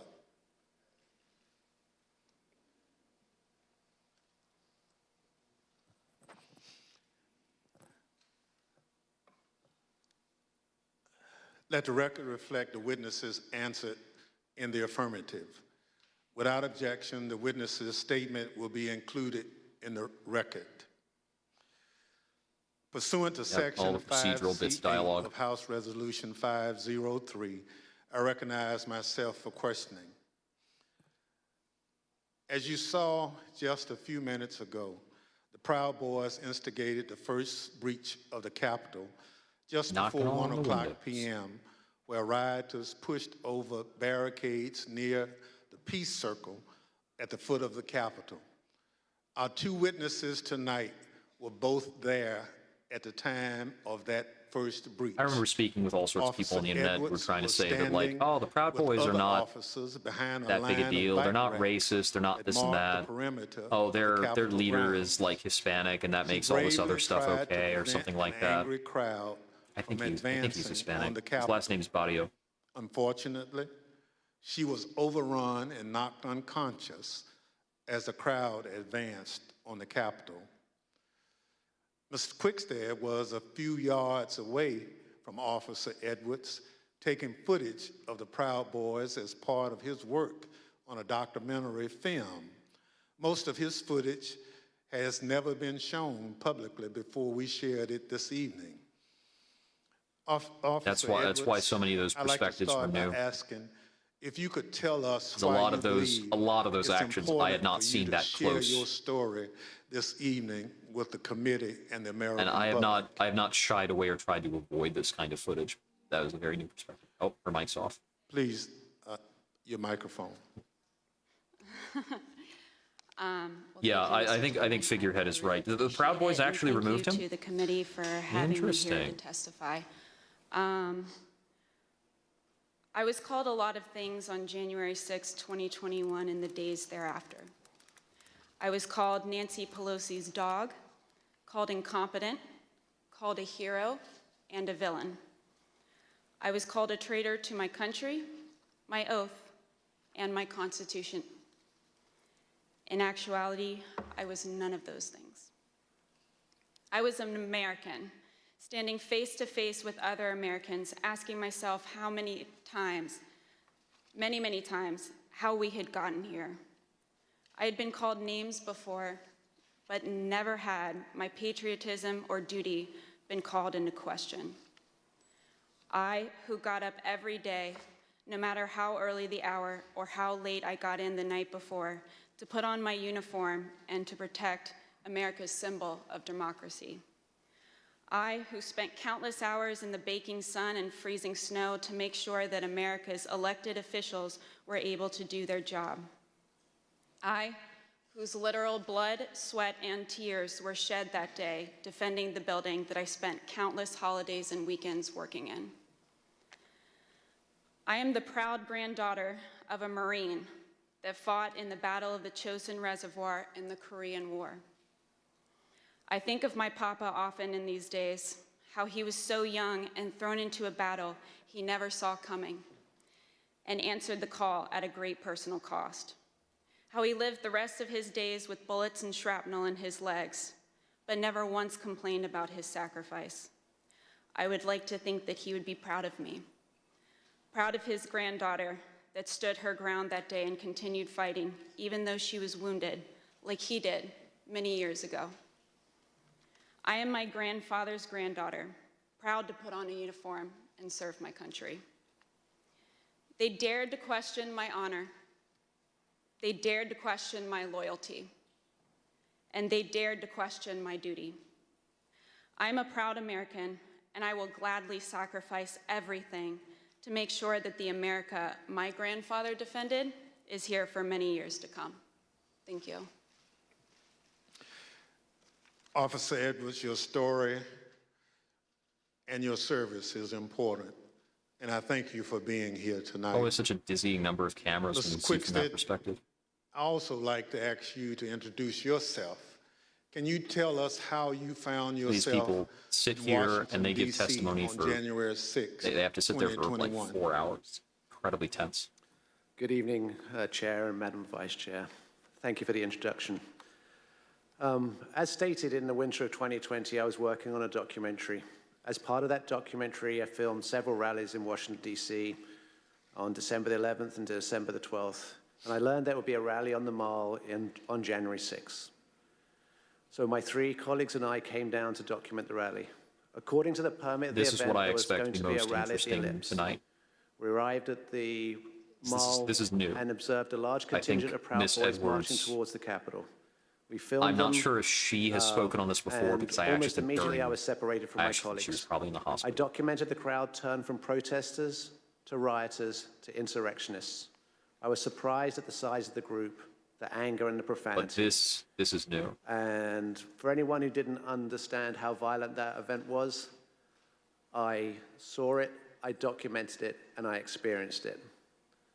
I heard incredibly aggressive chanting, and I subsequently shared that footage with the authorities.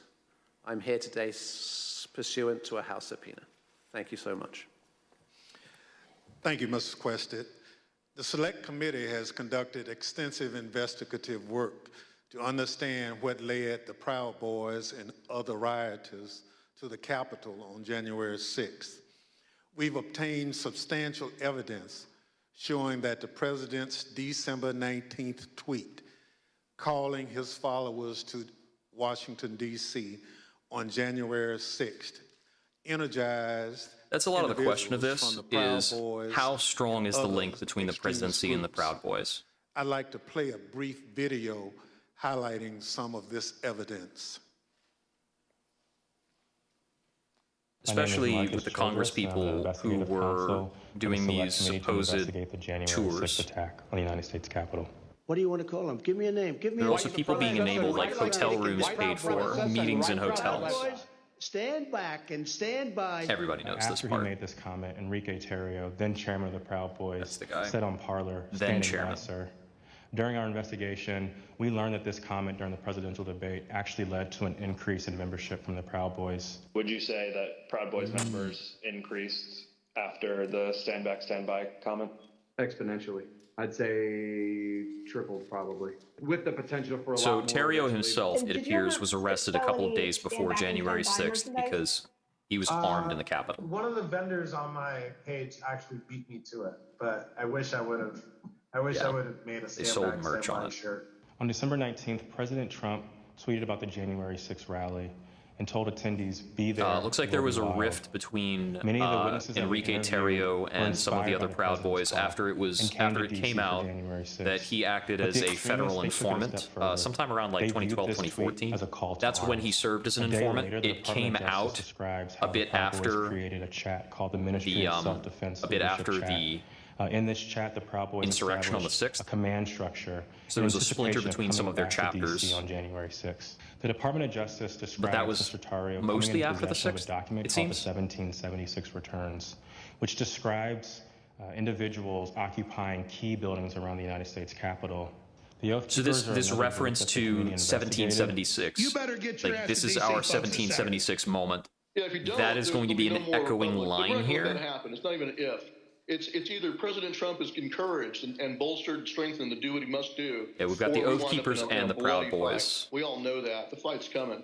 The Oath Keepers began planning to block the peaceful transfer of power shortly after the November 3rd election. And according to the Department of Justice, Stuart Rhodes, the Oath Keepers leader, said to his followers that we were not going to get through this without a civil war.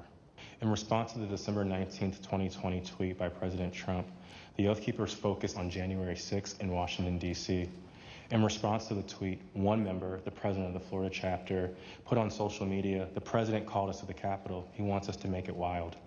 The So I think goal was that's, for the Oath Keepers to be called to duty so that they could interestingly keep the enough, president in power. when we have these although statements President Trump had just lost the election. on social the committee media, learned that the Oath Keepers set up if somebody quick tells the reaction president about forces these outside statements, of the city in Virginia then I where think they that stored creates a arms. burden of responsibility The goal for the these quick president reaction to forces was to be on standby just in case create a President Trump de-escalation. invoked the And in Insurrection the Act. event that he doesn't, Did the Oath Keepers ever I think that provide would make him weapons to culpable members? in inspiring the violence. I'm inclined to answer Because that there's if it proof involves that the violence is inspired, that it's intended. In footage obtained by the committee, And when that we proof learned that on the percolates night of back up January 5th, through the Enrique Tario and chain of Stuart command Rhodes to the met in a presidency, parking garage in I think that Washington, D.C. creates There's mutual the respect. evidence that the president is aware, and then he We're has fighting the same fight, and I think that's what's important. that he has The knowledge and committee intent. learned that the Oath Keepers went into the Capitol through the east doors in two stack formations. The DOJ alleges that one of the stacks went into the Capitol looking for Speaker Pelosi, although they never found her. As the attack was unfolding, Mr. Tario took So I think the credit. stack is In referring to documents like a obtained kind by of the tactical Department of team of about Justice, 4 to 6 people. Mr. Tario said in an encrypted chat, Perhaps "Make more. no mistake, and we did this." It's not like I have an awareness of Later on that tactically evening, Mr. Tario even posted how a these video groups are going to act. which seemed to resemble him in front of the Capitol with a black cape. And the title of the video was Premonition. The evidence developed by the select Too committee of the edgy for me, Department of man. Justice highlights how each group participated on the attack on the Capitol. But this is on the January kind of 6th. promotion that these people need The investigation revealed that it was individuals psyched up for associated this. with the Proud Boys who instigated the initial breach at the Peace Circle at 12:53 p.m. They've played too much of the division and they got to LARP it. Within 10 minutes, rioters had already filled the Lower West Plaza.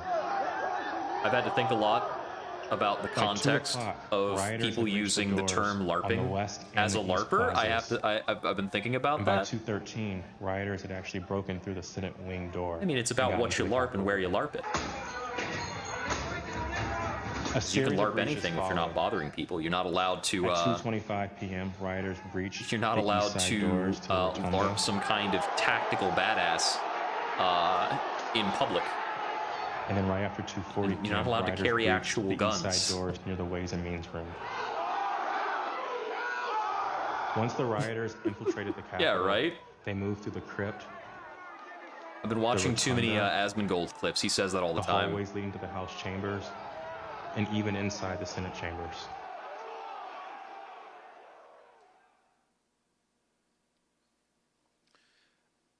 Individuals associated with two violent extremist groups have been charged with seditious conspiracy in connection with the January 6th attack. One is the Oath Keepers. They are a group of armed anti-government extremists. Yep, The that's other exactly group right. is the Proud Boys. They promote white supremacist beliefs and have engaged in violence with people they view as their political enemies. The call to vigilantism has never been so loud on both sides of the aisle. I mean, we had that article coming out earlier this week about this individual who was considering going after and trying to kill Brett Kavanaugh. But that man, he was described in a lot of articles as armed, but my understanding is that he had an unloaded handgun in a briefcase, and he called 911 on himself because he felt that he had homicidal thoughts, and he was concerned that he might be tempted to do something dangerous. So he asked the police to stop him. What happened? Tremendously different level of responsibility. Mr. Tario from jail. He'd been arrested for carrying some magazines, some extra capacity magazines, and he took responsibility for the burning of the Black Lives Matter flag that was stolen from the church.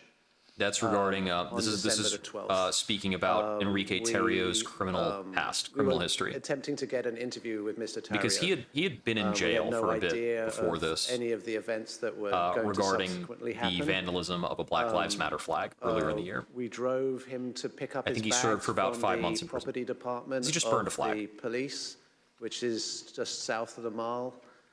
We picked up his bags and went to get some other bags from the Phoenix Hotel, where we so it's listed under the Wikipedia article regarding Enrique Tarrio that the position he held within the Proud Boys is actually a position within their organization that requires that you've had a physical altercation. Around the corner, the parking garage. They refer to it as a fourth-degree member of the Proud Boys, a distinction reserved for those who get into a physical alteration for the cause. Parking garage and filmed the scene of Mr. Tario That is part and Mr. of their Rhodes, ranking system.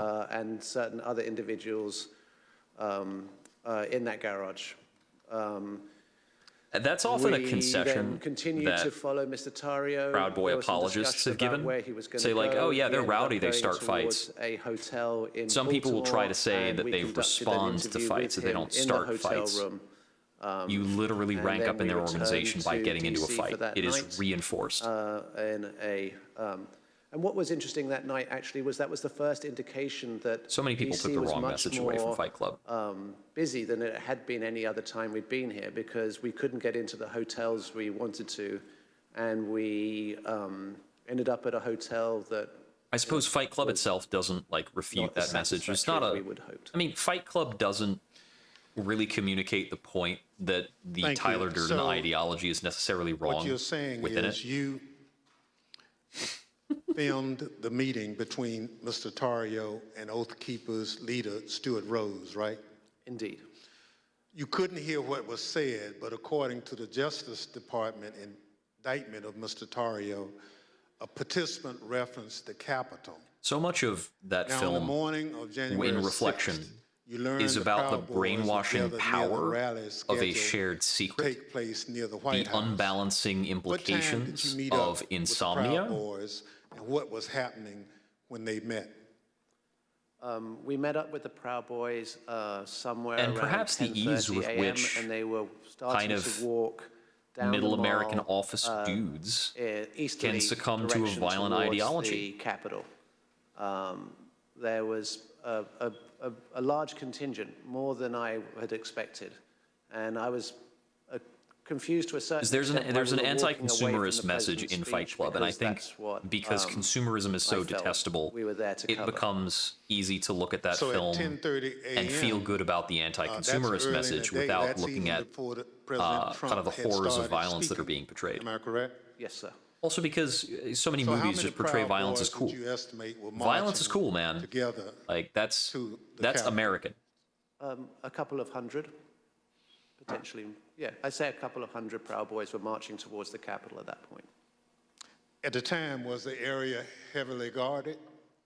No, that was, I remember we walked we walked down the this mall, is an we interesting walked to the part of this right of the reflecting pool, and then north along the road that leads to the Peace Circle. And as we were walking past the Peace Circle, I framed the Proud Boys to the right of my shot, with the Capitol behind, and we see one sole police officer at the barriers, which subsequently breached. One We then police officer walk managing up the barriers, and past hundreds of a, Proud Boys. Tactical unit preparing, and you see that in the film where the man questions their duty and their honor, and you see maybe a dozen. I can only imagine that at the time this is happening, there are people at the putting on NSA, their riot gear. like, just spying So, on Americans in and out. How Like, would you what the heck is my describe job? the atmosphere at that? Like, that how the time? heck could this not be stopped? It was The so clear that it was atmosphere going was- on. It It's seemed because to there was be no much interest in stopping. darker. I It's make because the efforts administration to wanted it to happen. create, a familiarity between myself and my subjects to, make them feel comfortable. And So the Capitol Police has some atmosphere segregation was from much darker than this day than had been in these other days. Administration from the executive branch, which is why they were left holding the bill. That I hadn't met before, Because they're not from an Arizona, investigative body. who They're appeared to not. wear They're these not running the orange hats, research. They don't call shots for the NSA or the and had DOJ. orange armbands. So when the Proud Boys went back down the hill to the Peace Circle, did a larger crowd start together? Well, no, first of all, we went round to the back and down the steps, and we took some photographs on the east side of the Capitol, and then we went for lunch. We went for tacos. So, Mr. Quest, did you? It's a chilling aspect to how casual the whole thing is, and that's the way it is. Because at the same time they're running a siege, they're running a media operation for the sake of their members to bolster everybody to do this. Let me highlight a few key facts that you and others have provided the committee. First, there was a large group of Proud Boys present at the Capitol. We know that from multiple sources. You now estimate that there were around 250 to 300 individuals that you've testified. They weren't there for President Trump's speech.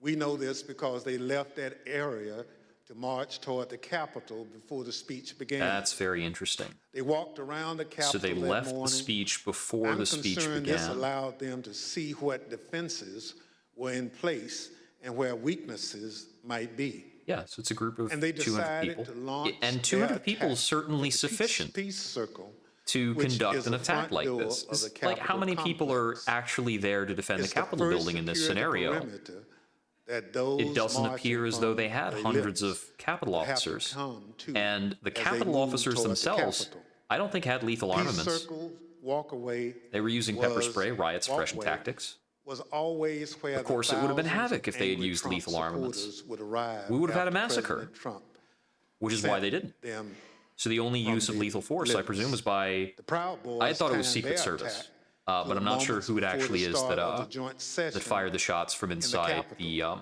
which is the also House where chamber. President Trump directed the angry mob, quote, "We fight like hell." I'm presuming that was Secret Service, He but it might told have been them Capitol Police. Before sending them down Pennsylvania Avenue, right to where the Proud Boys gathered and where you were filming. Now, central It was so question beyond the pale is that people whether the wanted to attack on assert the Capitol after was that shooting coordinated that it was and somehow the planned. wrong thing to do, that it was somehow a What shooter you lying in witnessed wait. is what a I'm like, coordinated yeah, and planned lying in effort wait would until look somebody like. clambered It was through the a culmination window of into the months-long House effort chamber. spearheaded by President Trump. Mr. Quested, thank you for your eyewitness account of the lead up to the breach of the Peace Circle. This brings us to a point in time where you and Officer Edwards were in close proximity. If At there's a this point, thing I that reserve the somebody balance can of my do time pursuant to that 5C I think would call for them to be Section fairly 8 executed of on the House spot, Resolution that's got to be up there. 5003. Like, The chair recognizes the gentlewoman from Wyoming, Ms. Cheney, for questioning. Thank you very much, Mr. Chairman.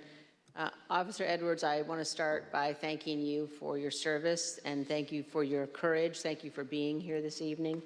I know that it's not easy to relive what happened for you and for the officers behind you and for the family members of officers in the audience this evening.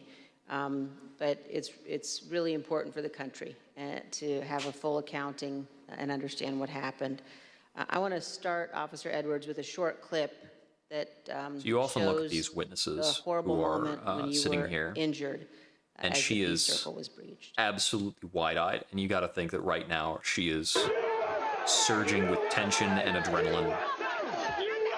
She's on national camera. She has to revisit this trauma.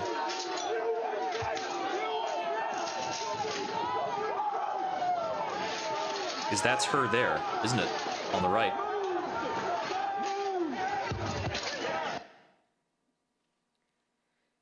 Officer Edwards, can you describe the crowd that had assembled at the Peace Circle as you and your fellow officers stood behind and guarded the bike racks at the Peace Circle? Yes, so there were about, I want to say about 5 of us on that line. And there was our bike rack, and then at the bottom of the Pennsylvania Avenue walkway, or right by Peace Circle, there was another bike rack. And so the crowd had kind of gathered there. It was the crowd led by Joseph Biggs. And Was the they Oath were Keepers mostly leader? in civilian clothes. There were some who had military fatigues on. We could see people with bulletproof vests on, things like that. They didn't seem, extremely cohesive, but they had gathered there in their outfits, but they had gathered there together. And It's like a loose Joseph sort of Biggs guerrilla riot started- tactic. You only he had need a certain number megaphone, of and he agitators to started actually talking push a crowd about, forward. First it was things kind of relating to Congress. And you can just then weaponize these kinds of the crazy, careless people tables started turning once with just a few of these hyper-violent the agitators. Arizona group is what you said. The crowd with orange hats, they came up chanting F-U-C-K, Antifa, and they joined that group. But the rioters Once were they all joined Antifa that people, remember? It was Joseph Antifa Biggs' instigators rhetoric there. turned to Oh man, the shameless lies that came out Capitol after Police. this. He started People would just say asking it us was Antifa. questions They had no burden of you proof didn't to miss a demonstrate paycheck that at during all. the pandemic. Mentioning stuff about our pay scale was mentioned, and started turning the tables on us. And I've worked, I can conservatively say probably hundreds of civil disturbance events. I know when I'm being turned into a villain, and that's when I turned to my sergeant and I stated the understatement of the century. I said, Sarge, I think we're gonna need a few more people down here. And so after that, I think they started conferring. They went a little silent. They started conferring among each other. I saw the person now identified as Ryan Samsel. He put his arm around Joseph Biggs, and they were talking. And then because they they're gonna started marshal the approaching crowd barricade. up, They and ripped their the hope first initially barricade down, is that the crowd itself and they will approached crush our, over the barricade without them bike having racks. to do something incriminating, without them having to put themselves at risk. Because the Oath Keepers who are at acting that there don't time, know necessarily if maybe the officers started, will start a fight. Of holding course, they're on, completely grabbing ready if bike the officers racks. start to do something, they're going to beat them there to weren't death. many of us, literally. so I grabbed the middle between 2 different But bike when the racks. mob that was gathered was And, not sufficiently I wasn't aggressive, under any pretense the Oath that I could Keepers hold just it for very picked up the long, barricade but and I started just pushing wanted it forward, and they knocked out make sure that this we woman. could get more people down and get our CDU units time to answer the call. So we started grappling over the bike racks. I felt the bike rack come on top of my head, and I was pushed backwards, and my foot caught the stair behind me, and my chin hit the handrail, and then at that point I had blacked out, but the back of my head clipped the concrete stairs behind me. Yeah, some of those things and she you were has to knocked know after unconscious. the Is that right, fact. Officer Edwards? Yes, ma'am. But then when you because regained consciousness, even the with the injuries injuries, are you going to returned to be duty. Is that kind of right? analyzed afterwards. Yes, ma'am. You know, at that time, adrenaline kicked in. I ran towards the West Front, and I tried to hold the line at the Senate steps at the Lower West Terrace. Yeah, she was out at the very More frontal people barricades, kept so she was coming able to at us. return to consciousness, and It just the seemed breach like, was still not over. You know, more and more people started. So they're like falling back, reconcentrating to try and coming establish onto some the kind of West order. Front. They started overpowering us. And that's where we start to see the more and more that violent was clips, right about more and when more violent. MPD's officers showed up.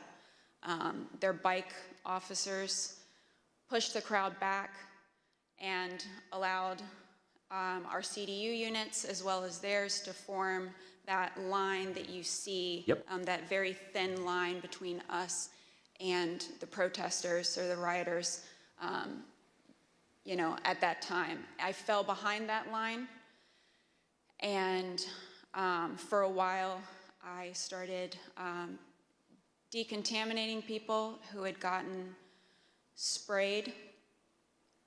Yeah, because of course you're going to have people in the crowd who are treating weaponizing people sprays, medically things like that. who needed it. And then you were injured again. So she fell back to a support role. There on the West Terrace. Is that right, Officer Edwards? Yes, ma'am. So after a while, I got back on the line. It was on the house side of the Lower West Terrace. And I was holding that line for a while. There weren't many of us over there. And Officer Sicknick was behind me Officer Brian for Sicknick. most of the time. I For think about he was the 30 one to 45 who minutes died as a that I result was of down there. complications, getting knocked in the head. We were just, as the best we could, we were just, you know, grappling over bike racks and trying to hold them That's as correct. quick as possible. All of a sudden, I see movement to the left of me, and I turned, and it was Officer Sicknick with his head in his hands. And he was ghostly He pale. collapsed at the Capitol, suffered 2 strokes, and which died 24 hours I later. figured at that point that he had been sprayed, and I was concerned. My, you know, cop alarm bells went off, because if you get sprayed with pepper spray, you're going to turn red.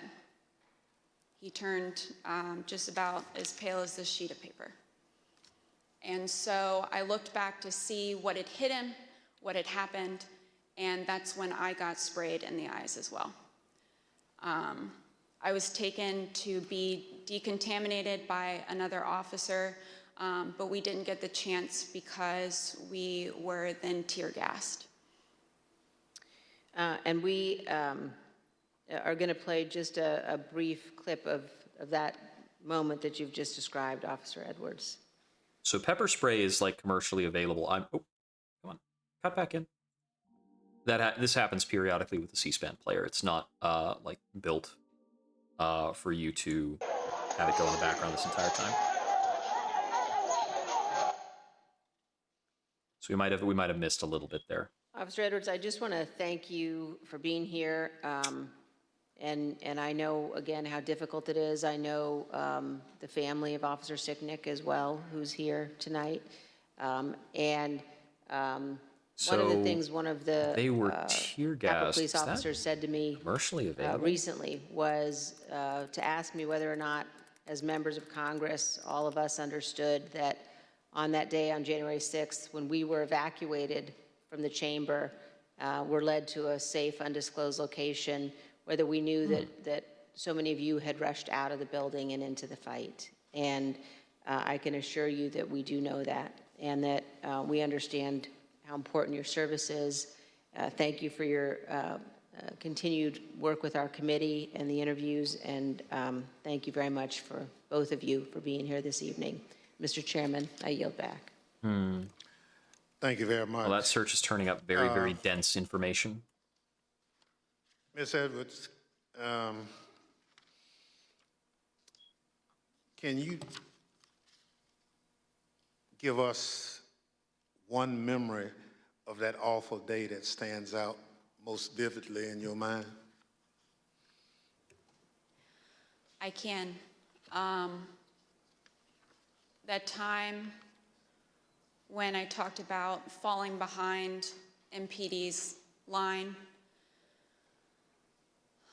I remember because I had been kind of shielded away because I was holding those stairs, so I wasn't able to really see what was She's going saying on over MPD. here. Is that a military When police? I fell behind that line and I saw, I can just remember Metropolitan Police Department. my breath catching in So my that's the throat police department for the greater DC area, because what I saw was just as a opposed to war Capitol scene. Police. It was something like I'd seen out of the movies. Okay, I so couldn't it is believe my commercially eyes. available. There were officers on the ground. You know, they were bleeding. They were throwing up. I think there's not a strong differentiation I mean, I saw between friends with tear blood gas and all pepper over their spray. faces. I was slipping. I'm not in certain people's if you can blood. make effective laws that allow one you but know, disallow the I other. was And I think there are certainly catching legitimate people self-defense uses as of they pepper spray. fell. You know, I was I'm not certain there's a legitimate was- self-defense use of tear gas. It seems too cumbersome. carnage. It was chaos. I can't even describe what I saw. Never in my wildest dreams did I think that as a police officer, as a law enforcement officer, I would find myself in the middle of a battle. You know, I'm trained to detain, you know, a couple of subjects and handle a crowd, but I'm not. I think the Capitol combat trained. Police have a very, very And different that day, training it was schematic just hours from of police hand-to-hand officers combat, hours in the of remainder dealing of the United States. with And I think the things way that police officers that are were trained in the remainder of the way United States is beyond any law terrifying enforcement officer has right ever now. trained for. And I just remember that moment Because what she's of talking about stepping right behind now the line and just seeing is different from what I've heard other the police officers absolute say. war I think zone police that the officers West in Front other had become. departments are trained for combat. Absolutely. Yeah, I think that's what Let me sets it thank up. you Is you'd have to for your service and you'd have to obviously your establish something about the bravery canister that you dispensation, because I think that have told the a world canister about or a tonight. tear gas or a gas It's grenade type unfortunate of thing, that you had to defend the I think is Capitol where you get away from a legitimate self-defense use. from fellow Americans. None But of us the chemical compound would has a ever legitimate defense use, think that and I would don't have think to you can happen, but control it for did. gas canisters. So let me thank our witnesses for joining us tonight and sharing their experiences with America. Throughout my Heck, you can legally chairmanship of acquire a this bug bomb, committee, and that's certainly I've continuously poison. vowed that this committee will ensure a comprehensive I don't think there's a account reasonable way to of the legislate heroic acts or on legislatively January prevent 6th, people from getting access to and that poison. we will follow the facts wherever they lead. Your testimony is an essential part of that record. There It helps was us a do our video job. I found the other day Mr. Quested, that I've been looking for a thank you chance to sharing share your with some people. footage and your account of the day's I'm events just going to link in with the chat. us. This is an officer Images you or recorded an ex-police and have officer shared with who was committee sharing his do a better experience job than any of of our how words in being a police officer and going through the police violence of training January put 6th. him in We hope that the a power mindset of your footage that help was encourage all just Americans extraordinarily to detrimental consider how citizens to his with so much maintaining in common like a maintained mental could balance. viciously brawl at the seat of their democratic government. And from his Officer words, Edwards, because he was constantly simulating Thank you for your combat brave service, as I and indicated constantly thinking on about January 6th, lethal engagements and all you encounters, did to because that is protect drilled us, and most right now into importantly, police. our democracy. If you But it and wasn't your drilled into fellow Miss Edwards officers because it's had not part held of the the Capitol line against those Police's violent mission. insurrectionists, They're mostly riot control. we can only imagine the disaster They're supposed that would to have just like ensued. guide people through Your infractions. heroism is the face People of don't danger attack the things that the Capitol admirable, Police are and your guarding. will to continue to protect They're there for and public serve order, make sure despite nobody's your like spray serious painting something. injuries should be an inspiration to all of us. We wish you a continued recovery and look forward to seeing you back.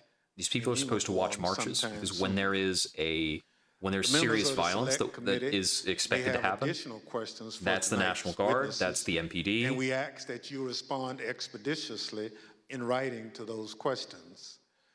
Without objection, But they weren't prepared because they are not able to engage through their chain of command the authorities that are actually equipped to defend against this kind of for the thing. witnesses. The witnesses have just told us That has to be engaged by the DOJ and the DOD. Why they stormed the Capitol on that day.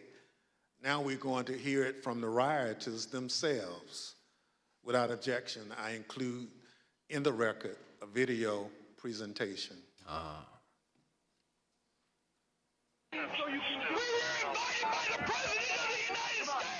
This has what been really played. made me want to come was the fact that, you know, I had supported Trump all that time. I did believe, you know, that the election was being stolen, and Trump asked us to come. He personally asked for us to come to D.C. that day.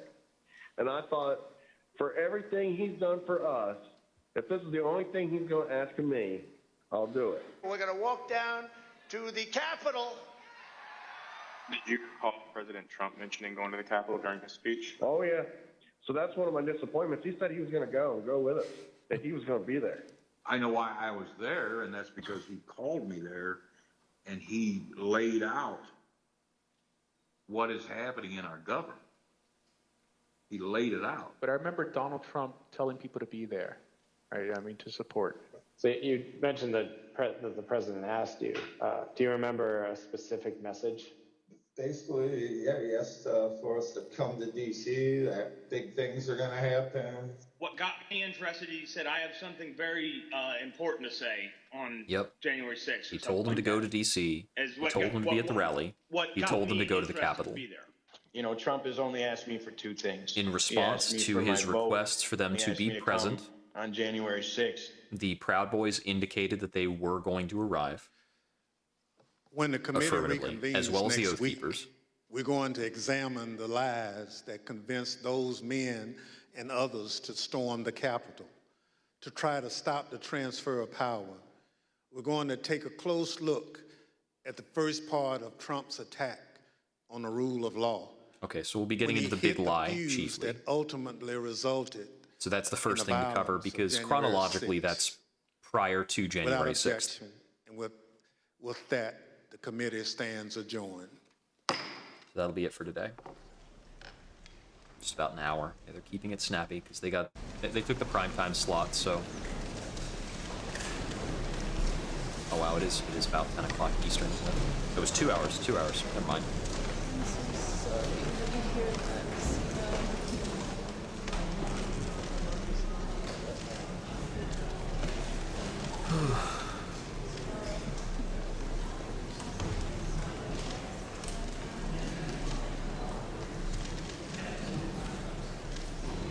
So there was more new footage and new testimony than I was expecting to see in the hearing, and I'm very glad to see that. I think there certainly runs the risk of a lot of these hearings just being a replay and a rehash of what we went over during the impeachment hearing. And the impeachment hearing was more than convincing enough for everybody in the country who was reasonable, and it highlighted everybody who was unreasonable.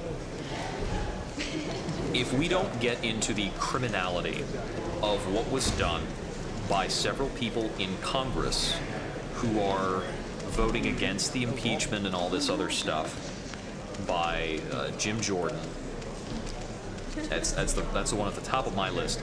If we do not get to the criminality of those people, then I think this hearing will be a failure.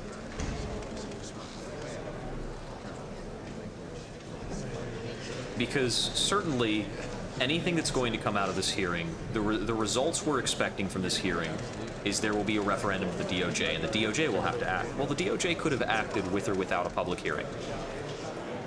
So the fact that there is a public hearing and that we have anything public going on regarding this is on some level, it's politics, it's a dog and pony show. Because they could be doing this without a public hearing, and it could proceed just fine. They're doing this to get Republicans to shut up about the talking points that Republicans have had about this being a closed-door hearing, for one. this public hearing where they are sharing some of the private testimony, it was probably easier for them to get that testimony in private, because if they tried to drag out Jared Kushner or Ivanka to a public hearing and talk to them for the first time in public, that would have been tremendously more difficult. And we've seen so many cases where if you're speaking in public, you're on the clock. We've had so many people coming up to testify who will just run out the clock. They just absolutely filibuster the Congress through the ability to ask questions. We see it happen again and again, and that's when Congress knows what it's doing, and oftentimes it doesn't. There's a lot of people in Congress who don't know how to ask the right questions or what to be pursuing, especially with regards to, what am I trying to say, specialized matters. When you talk about big tech, and as Chairman Thompson announced, the next we've had hearings regarding encryption and things like that. Congress people don't know what to ask about encryption or what to do about it. C-SPAN, of course, will bring you live, gavel-to-gavel coverage of that. They waffle on whether they need to treat encryption like it's some big evil. What happened tonight? The Unselect Committee of Political Thugs, essentially the same group who brought you the now fully debunked and discredited Russia hoax and many others, refused to study and report on the massive amount it's always of worth remembering evidence that the investigation regarding that entire investigation regarding possible Russian collusion was a profitable investigation for the United States. Is all they can do. Enough convictions came out of that investigation that the fines associated with that, the jail time, etc., all paid for the time that Mueller spent. Story about what occurred. Thanks for tuning in. You have a good one. We told a story who invited. I'll be tuning into this for the rest of it, but it's all going to be morning hearings. I have to be on the clock, so I'll be listening to it while I work. I can't keep streaming for this. I think I'll do another session for the closing day, depending on when it is. At the same time, so if I'm not engaged in something else. It's clear that there was more so we can try to bookend this. Coming to a stop to steal rally. And then by then, I'll be able to express, I think, whether I was satisfied or disappointed by these proceedings at large. I'm very worried about this. In public here in the next I'm very worried that this won't go far enough. Well, it's our yeah, hope that I think it's a good move. Obviously, because I know you're on your feet a lot of the day. We're a nation of laws. Our committee follows the law. We'll invite nation of laws. I think that is really under contest right here and right now. It's whether or not we are a nation of laws. That is what has been thrown into contention by the actions of the Trump administration. Because the Senate's refusal to convict Donald Trump in the impeachment hearing was firmly establishing that there is not a law that will contain a derelict political body. If there is a political party with sufficient standing, if you get up to, a 41% share of the Senate, you can do anything.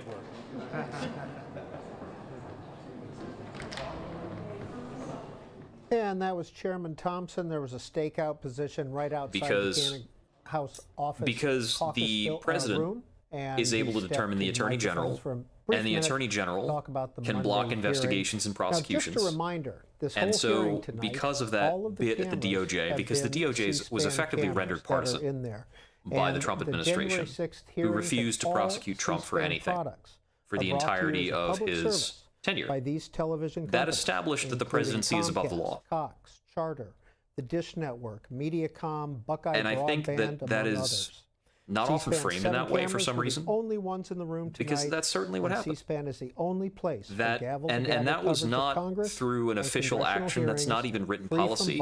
That's a memo. There is a memo that the DOJ cannot prosecute a sitting president. But and this was the failure of the Mueller investigation, that the special counsel, Robert Mueller, passed a recommendation for prosecution back to the DOJ when the DOJ already had a memo saying that they weren't going to prosecute the president. And then they followed through on that memo through the interactions with the corrupt Bill Barr. Tomorrow, the focus will be on And tonight's they hearing. replaced That's live Jeff tomorrow Sessions morning as the at Attorney 7 General a.m. with Eastern Bill Time. Barr, because Jeff Now, if you've Sessions was missed any not of corrupt tonight's enough, hearing, we're going to show you the entire thing again, which is beginning just, now. which is insane. I remember hating Jeff Sessions, mostly for like border policies and other things. I think this is just playing a repeat from here on, so I can just close this down. But he wasn't corrupt enough, so they replaced him with Bill Barr, and they upkept the idea that they couldn't prosecute the president, and they just kind of floated on that. And now we have to worry about whether or not the statute of limitations is going to run out for these various crimes that were committed in the open during the Trump administration.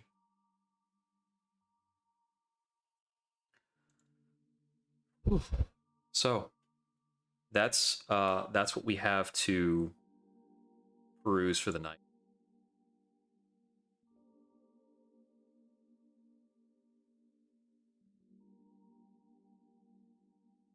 Let's take this. So that's what we have for tonight to review and to cover and to digest. And I know we're going to see more testimony and probably more scary as hell video coming out of this. We're going to hear some things that we've heard before, and hopefully we're going to hear some things that are new. And I think a lot of the people who are watching this, in my circle of friends and me, I'm already convinced. I mean, I know what happened, largely. I think I'm going to get a couple new details. If you have people in your periphery who are not convinced about this, please encourage them to watch. Please, like, watch along. They might throw out some nonsense about, like, justifications, and we're going to have to swallow it, because the reality of this circumstance is that racists on the internet brainwashed everybody's great aunt, which is like the kind of scenario that if I knew in high school that this is how the world would be, I would have pursued a different career. But I didn't know back then that I would have to stand up to goons on the internet brainwashing like relatives that are 2 or 3 steps removed. I didn't know that I would have to be arguing on the regular with like a stepfather about some of these subjects. I didn't realize I would be counseling people I know about how to argue and what sources to use regarding their more borderline family members that might be able to be convinced if they hear the evidence presented to them with a Southern drawl by a sufficiently white person, because there's such a strong racial undertone, but sometimes an overtone to this entire thing. It's chilling. And I think there's like a background guilt or a constant resentment or regret for not being poised to respond to this in a more professional capacity. I don't know, I feel that way a lot. I think a lot of people regarding this just feel exhausted. Like, this is a background pressure that's slowly squeezing everybody out of being able to function in everyday life, out of all of our creative pursuits, out of the career endeavors that we're struggling through COVID to maintain. This is just another thing.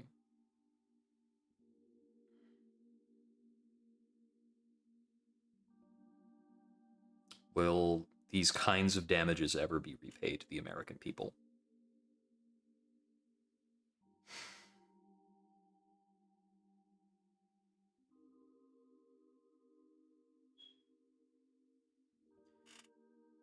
I can only hope that we can get justice in some way. But thus far, I've not been excited to see this legal process play out. It appears as though the unprecedented nature of this is just not something we're built to deal with. Yeah, it's like, what can we do about this? And it's too big and it's too lumbering. And this has been baking. This has been coming to a head since before I was in high school. Like, the foundations of the problems we experience today were conditions set up in 2001.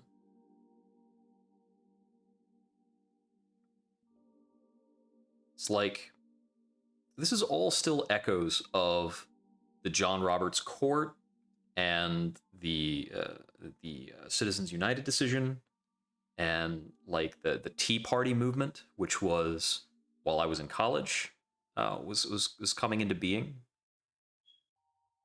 So like, if I wasn't already invested in political science at that time, like this is so much of a snowball. It's Sisyphus's rock, sort of. It's just, I mean, like, it's Sisyphus's rock, but you're not Sisyphus. You have to watch him. The Democratic Party is Sisyphus, and it's just pushing this rock up, but the hill is endless, and the rock is all of this bullshit that's been piling up over decades, literal decades. And there's no destination to reach the top of the hill because nobody's created it. Nobody's ever seen what the hilltop looks like. Nobody will ever know when it's done. Oh yeah, the right to work nonsense. Ugh. And we still have that in Virginia, despite the fact that we were able to have a Democratic majority for a while. It's because the Democratic majorities in various places are not actually pro-worker. We don't have a proper labor party in America. And we can see the disservice that does to us on a daily basis.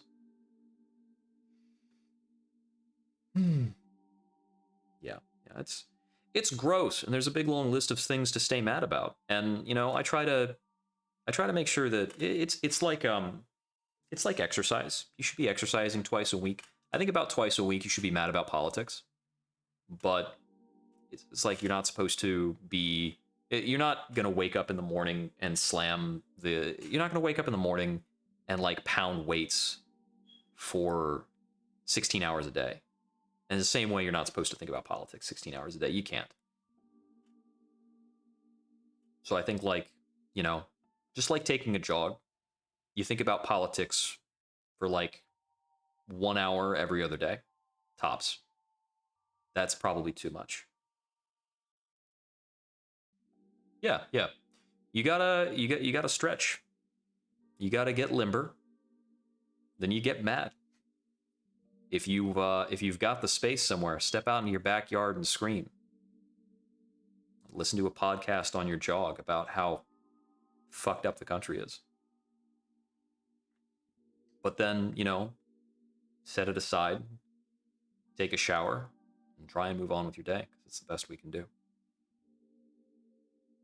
And some people, you know, they gotta act in movies, and they have like, some people have professional trainers, and they got money, and they can spend time on this because their job is to look nice. And, you know, that's not our job. We put bread on the table, we fix cars, we're gonna, we maintain servers, all that other stuff. So we can't afford to spend all of our time exercising. We can't afford to spend all of our time thinking about politics.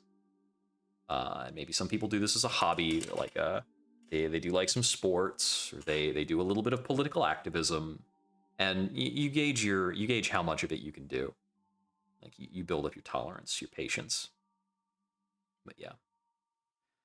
So get ready to get a political workout, because we're going to be in it for a week.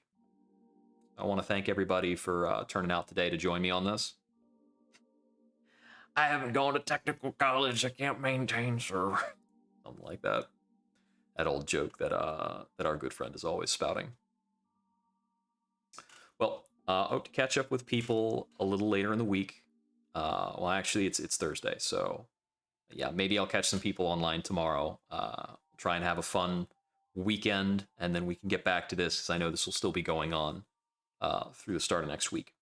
And a lot of y'all I will be seeing for some good old fun times where we will get in our real exercise next weekend. This has been Jupiter Exile. I hope we wander again soon.